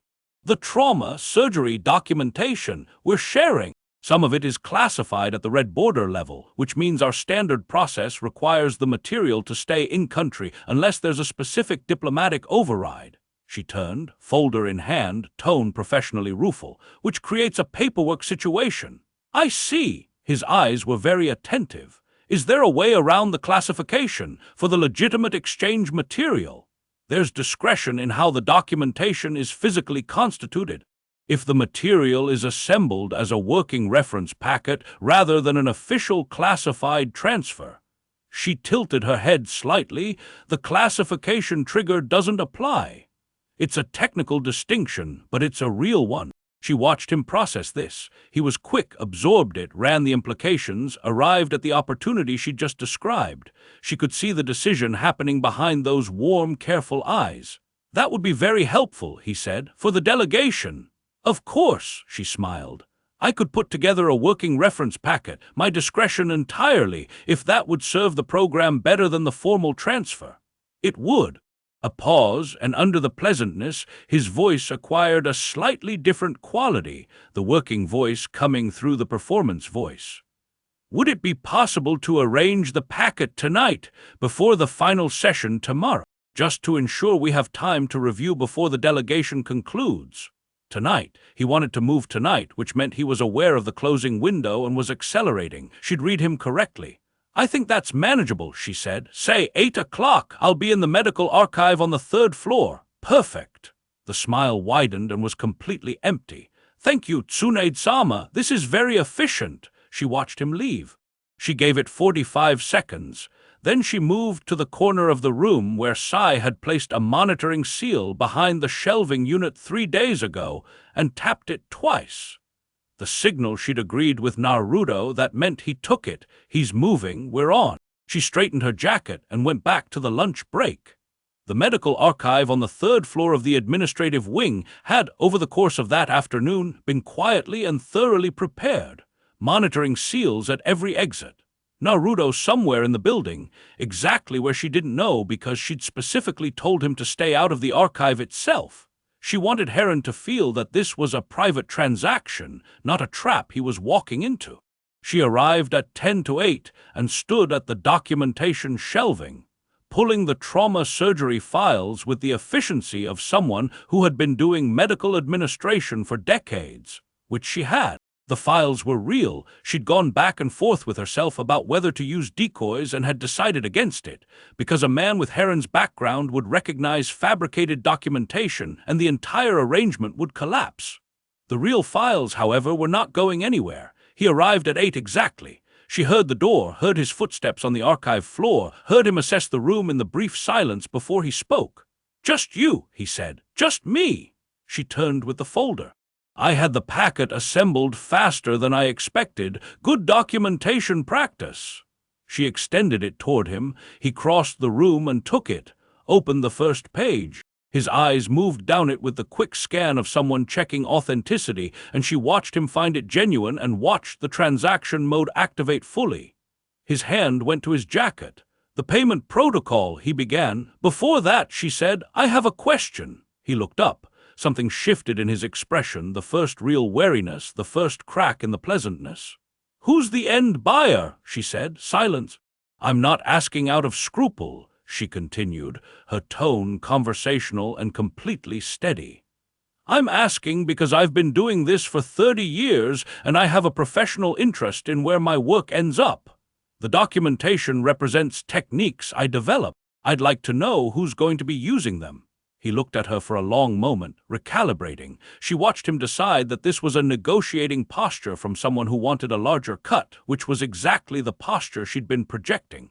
A research organization in the land of waves, he said. Private medical facility. They're interested in advanced trauma applications. Name of the facility. I don't have that level of detail. He looked at her with the flat eyes he'd been hiding under the warmth all day. "Does it matter? It matters to me." She looked back at him with the patient directness of someone who has all the time in the world. "It should matter to you too, since the organization you're routing this through is currently being dismantled by Konoha intelligence."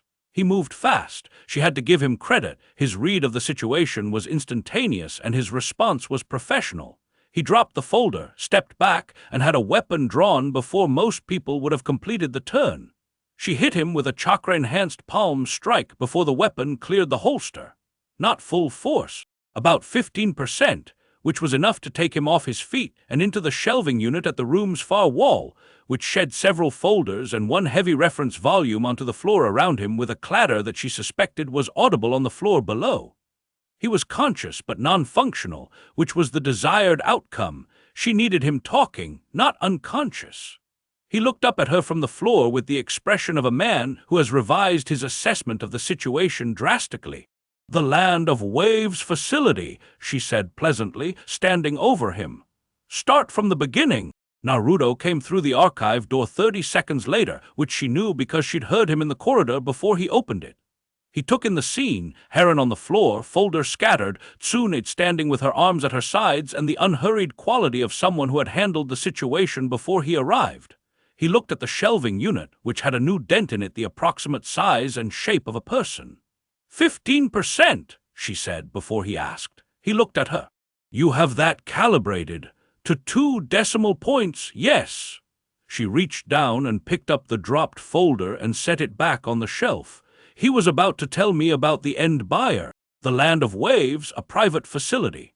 Naruto crouched down to Heron's level. He wasn't performing anything, just looking at the man directly, in the way he had of making people feel that he was actually seeing them rather than a problem to be processed. "The facility in the Land of Waves," he said. "Tell me about it." Heron looked up at him. He looked at TSUNADE. He looked at the dent in the shelving unit. He started talking. The facility was not a research organization. It was a front for a network of former Root and Sand ANBU operatives, who had, in the years since the war, been quietly consolidating resources and contacts under the premise of medical research. They had buyers across 4 nations. They had, Heron said with the relieved-sounding detail of someone who had wanted to give this information to someone capable of acting on it for quite some time, been the ones funding Sito's operation from the beginning.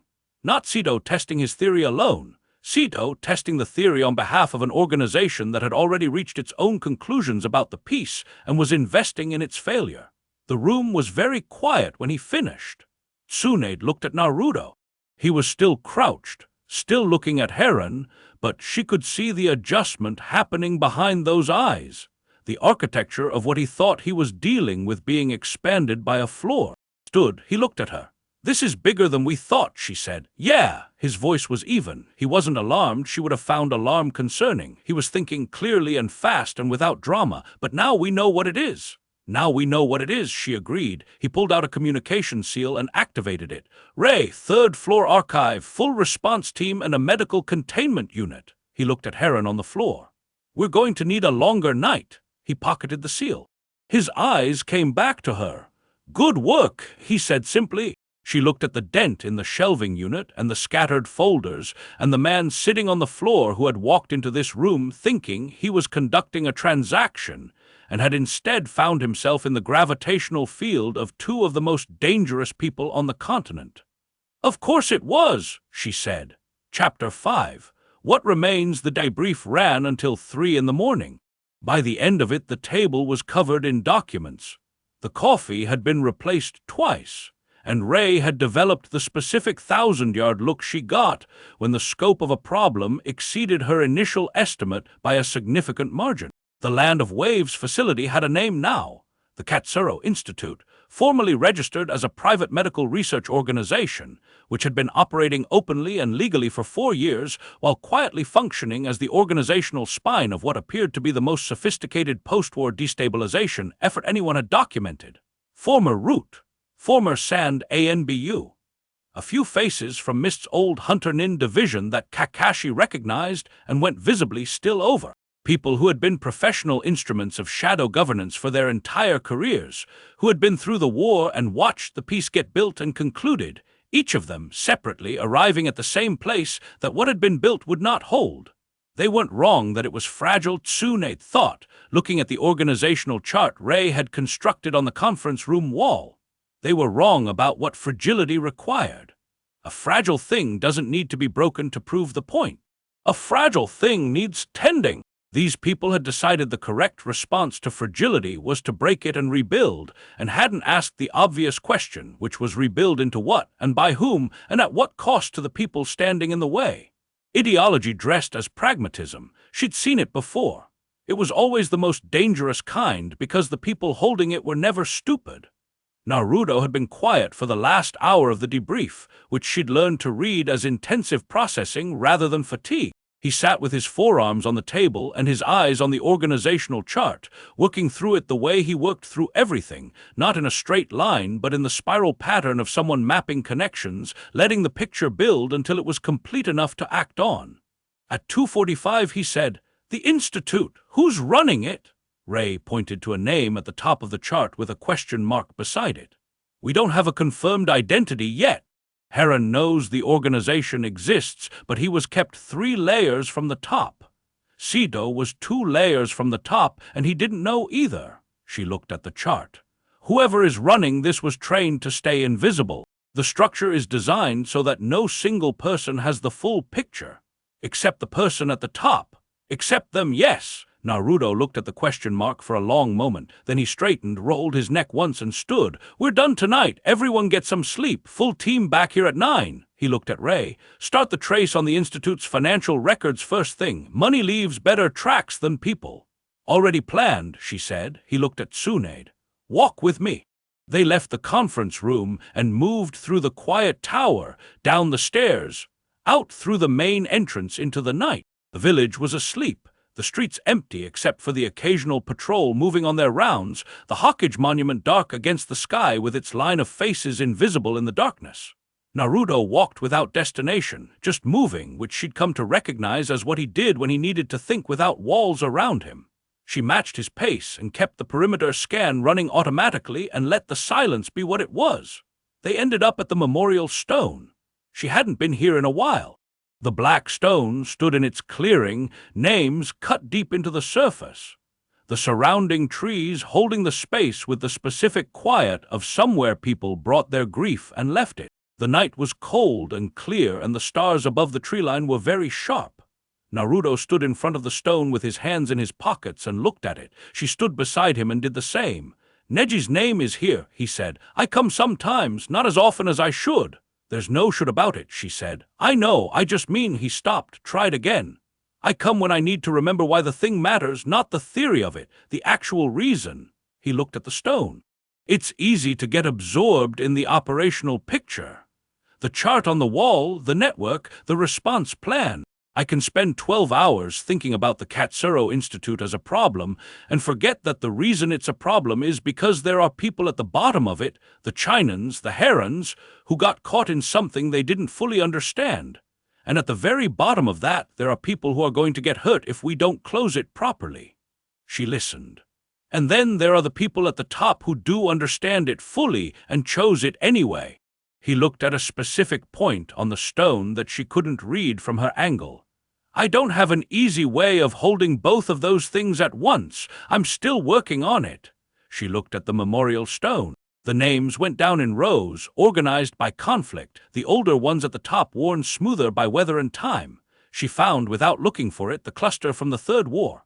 Kanagi Plateau Engagement, cross-referenced with the names she knew. She didn't look for Dan's specifically. She didn't need to. She knew exactly where it was. "You hold them separately," she said. "The ones who chose it and the ones who got caught in it. You don't try to put them in the same frame because they don't belong there. Separate problems require separate responses." "That sounds simple." "It is simple. Simple things are hard." She paused. "I spent 20 years trying to put Dan and Nawaki in the same frame as the war that killed them. The war as a thing with causes and actors and decisions that could be mapped and understood. I thought if I understood it well enough I could." She stopped, considered whether to continue, decided to. "I thought understanding it would do something useful, that it would convert grief into something manageable. Did it? Understanding why people die doesn't make them less dead." She looked at the stone. What it does do, eventually, is give you a place to put the anger so it's not in the way of everything else." She paused again. "I didn't figure that out for a long time." Naruto was quiet beside her, not filling the space which she appreciated. "The Kanagi Plateau," he said. "Yes, you were fine up there." "I was," she considered this. "I expected not to be. I expected the ground to do something to me that I'd have to manage, but it was just ground." She looked at her hands, which were folded in front of her, the same hands that had failed with Dan's blood on them 30 years ago and succeeded 1,000 times since. "The grief doesn't live in places. I used to think it did. It lives in you. You carry it everywhere anyway, so going back to a location doesn't change much." "That's useful," he said quietly. "To know." She glanced at him. His profile in the dark was thoughtful and a little tired, the kind of tired that comes from the specific weight of caring about things that are difficult to carry. She thought about what it was going to mean for this person to sit in the Hawkage office, the faces on the monument above the village, the expectation that he would be the thing that held, not because anyone wanted to put that on a 23-year-old, but because he'd made himself into it, deliberately and completely, and now it was inseparable from who he was. "You know what you're walking into," she said, not a question. "I know some of it." He looked at the names on the stone. "I know it's going to be harder than I've let myself think about directly." "It is. I know I'm going to make decisions that hurt people I don't intend to hurt. You will. I know I'm going to be alone in it in ways that are specific to the position." He said this without self-pity, just acknowledgement, clean and direct. "That part I'm still figuring out how to be okay with." She stood with that for a moment. The night around them was very still, the memorial stone dark and patient, the stars continuing to be entirely indifferent to human complexity. "You're not alone in it right now," she said. He looked at her. "That's not sentiment," she said immediately, because she knew how it had sounded and she wasn't willing to let it sit there unqualified. "It's operational fact. I'm standing next to you. I've been standing next to you for," she calculated, 18 days. 19, he said. 19 days, and you have Kakashi and Sai and Rei and the people in that building who are good at what they do and chose to be there." She looked at the memorial stone. "The loneliness that's specific to the position, I'm not pretending that goes away. It doesn't. I sat in that chair and I know exactly what it is." A pause. "But there's a difference between being alone in your decisions and being isolated from the people who understand the weight of them. You don't have to be isolated." He was quiet for a long moment, long enough that the night sound settled back in, wind, an owl somewhere in the trees, the distant sound of the village existing peacefully in its sleep. "Is that what happened to you?" he said. "You let yourself get isolated." She considered denying it. The denial was available, easy, and defensible. She set it aside. "Yes," she said, "after Dan and Nawaki. I confused the grief with the position and the position with the people around me, and I pulled away from all of it at once because pulling away felt like the same action."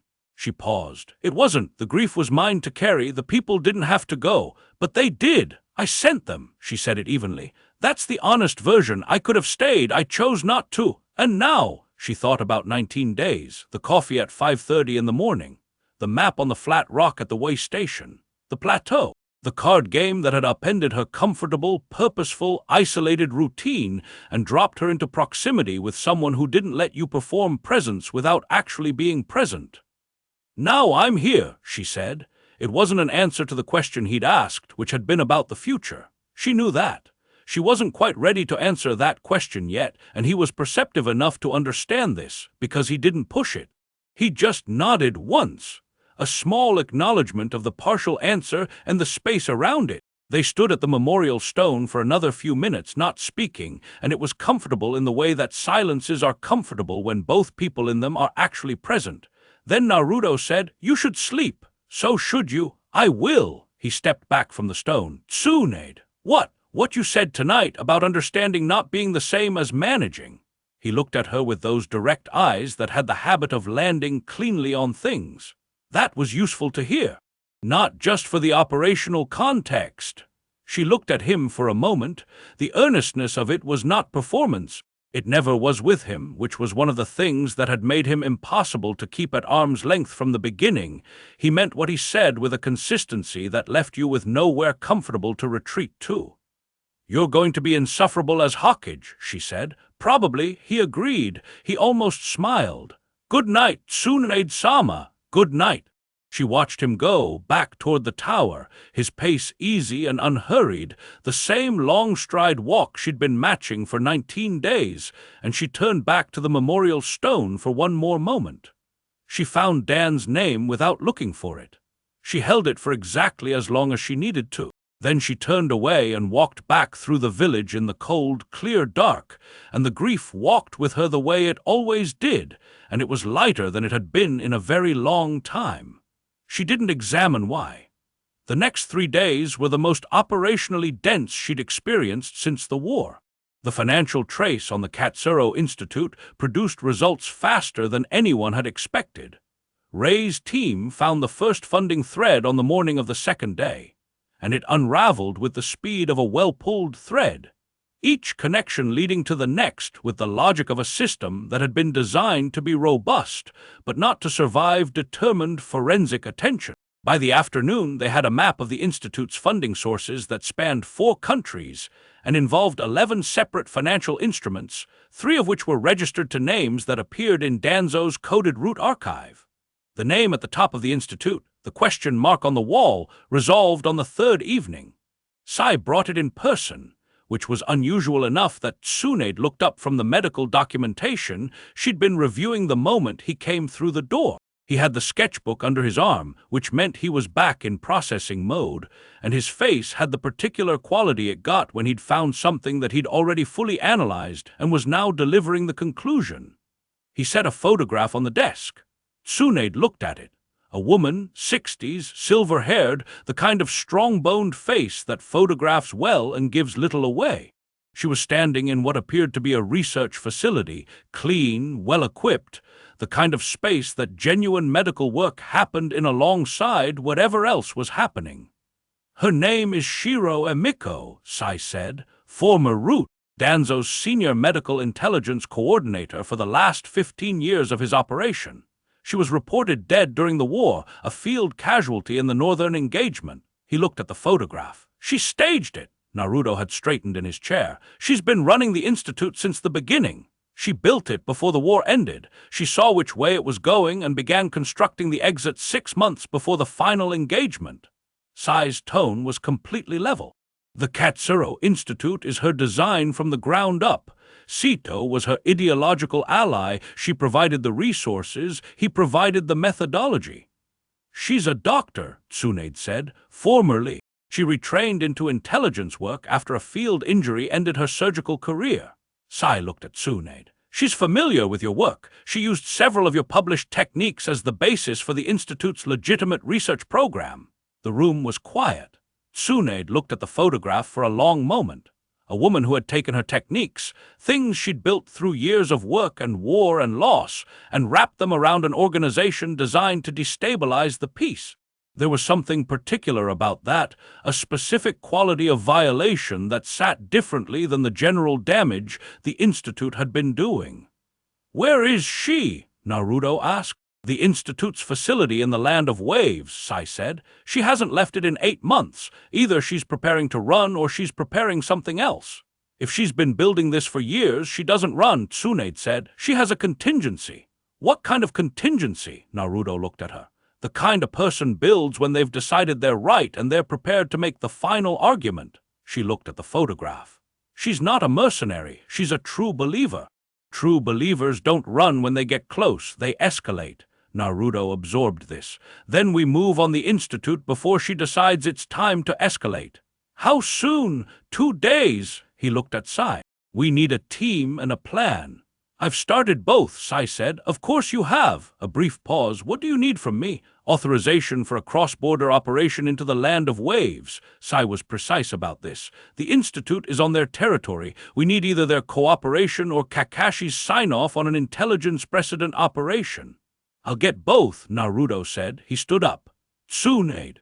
Already planning the medical contingency." she said, which was true. She'd been running the scenario while they'd been talking.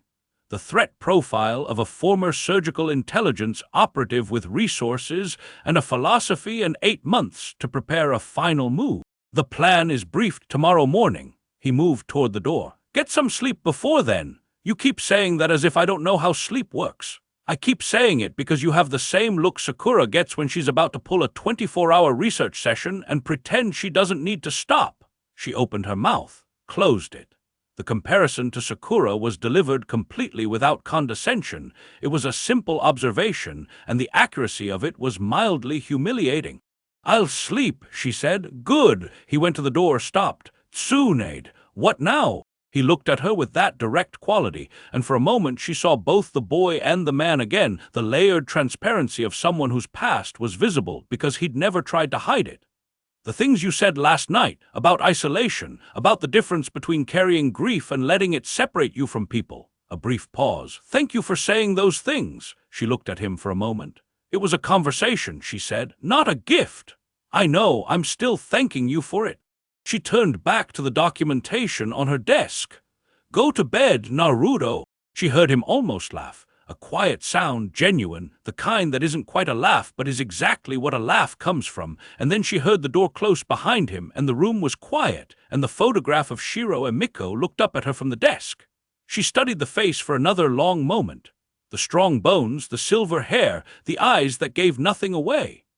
A woman who had taken the same losses as everyone else who had lived through those wars and arrived at a different conclusion. Not chaos, not revenge, a controlled experiment to prove a theory. Remove the individuals holding the piece together, see if it stands. She thought about the memorial stone, about Dan's name in the stone. She thought about the fact that she was sitting in this office, in this village, preparing to go to the land of waves and close something down because she'd lost a card game 3 weeks ago to a statistical miracle. She thought about presence, about being actually here rather than performing it. She thought about the fact that she was not afraid. Not of the operation, not of what waited in the land of waves, not of the woman in the photograph who believed the piece was a fragile construction held together by a handful of people.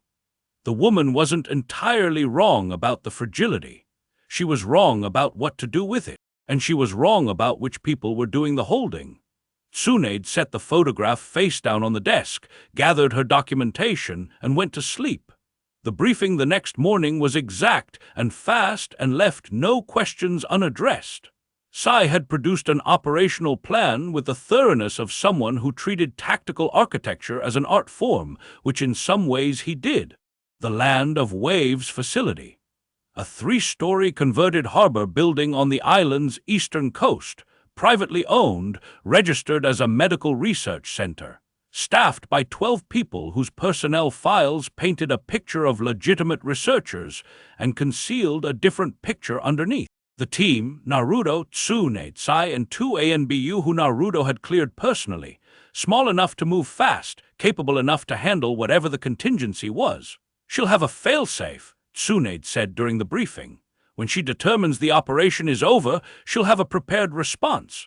A former root medical intelligence coordinator doesn't build 12 years of work without building an exit for the work itself, if not for herself. What does that mean practically? One of the ANBU asked. It means the documentation, everything the Institute has gathered, every intelligence pipeline, every network contact, may be set up to transmit automatically to a pre-selected list of recipients if she triggers the failsafe. A dead man's switch, essentially, except it sends information rather than destroying it. She looked at Naruto. If she triggers it, the damage she's been preparing for years goes out in one pulse to everyone on her list. So we need to be faster than her decision-making process, he said. We need to be faster than her trigger finger, yes. He looked at the facility diagram on the table. Then we hit her before she knows we're there. When have we ever had it easier than that? She said. He almost smiled. Fair point. The team moved out that afternoon. The Land of Waves was accessible by a combination of fast travel and water crossing, and they made the coast by nightfall, arranged passage on a vessel that Sai had prepositioned with the logistical efficiency that had stopped surprising TSUNADE after the first week of working with him. and crossed to the island in the early hours of the following morning. The Katsuro Institute sat on the eastern coast, with the quiet solidity of a building that had been constructed to last. Lights in the upper floors, someone working late or working through, the specific illumination of a person who understood that their time was running short and was making use of what remained. TSUNADE stood on the rocky shoreline in the pre-dawn dark with the building ahead of her and the sea behind her, and the team arranged around her in the ready configuration they'd established on the crossing. Naruto came up beside her. He looked at the building. She looked at the building. "Whatever's in there," he said quietly. "We close it," she said. "Yes." He looked at her with those blue eyes in the dark, and she looked back, and between them passed something that didn't require language, the particular understanding of two people who had been standing beside each other long enough to trust the space between them absolutely.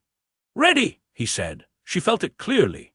The absence of fear, the presence of purpose, the bone-deep readiness of someone who had been away from this for too long and had found her way back through the unlikely door of a card game in a dusty town. "Let's go," she said.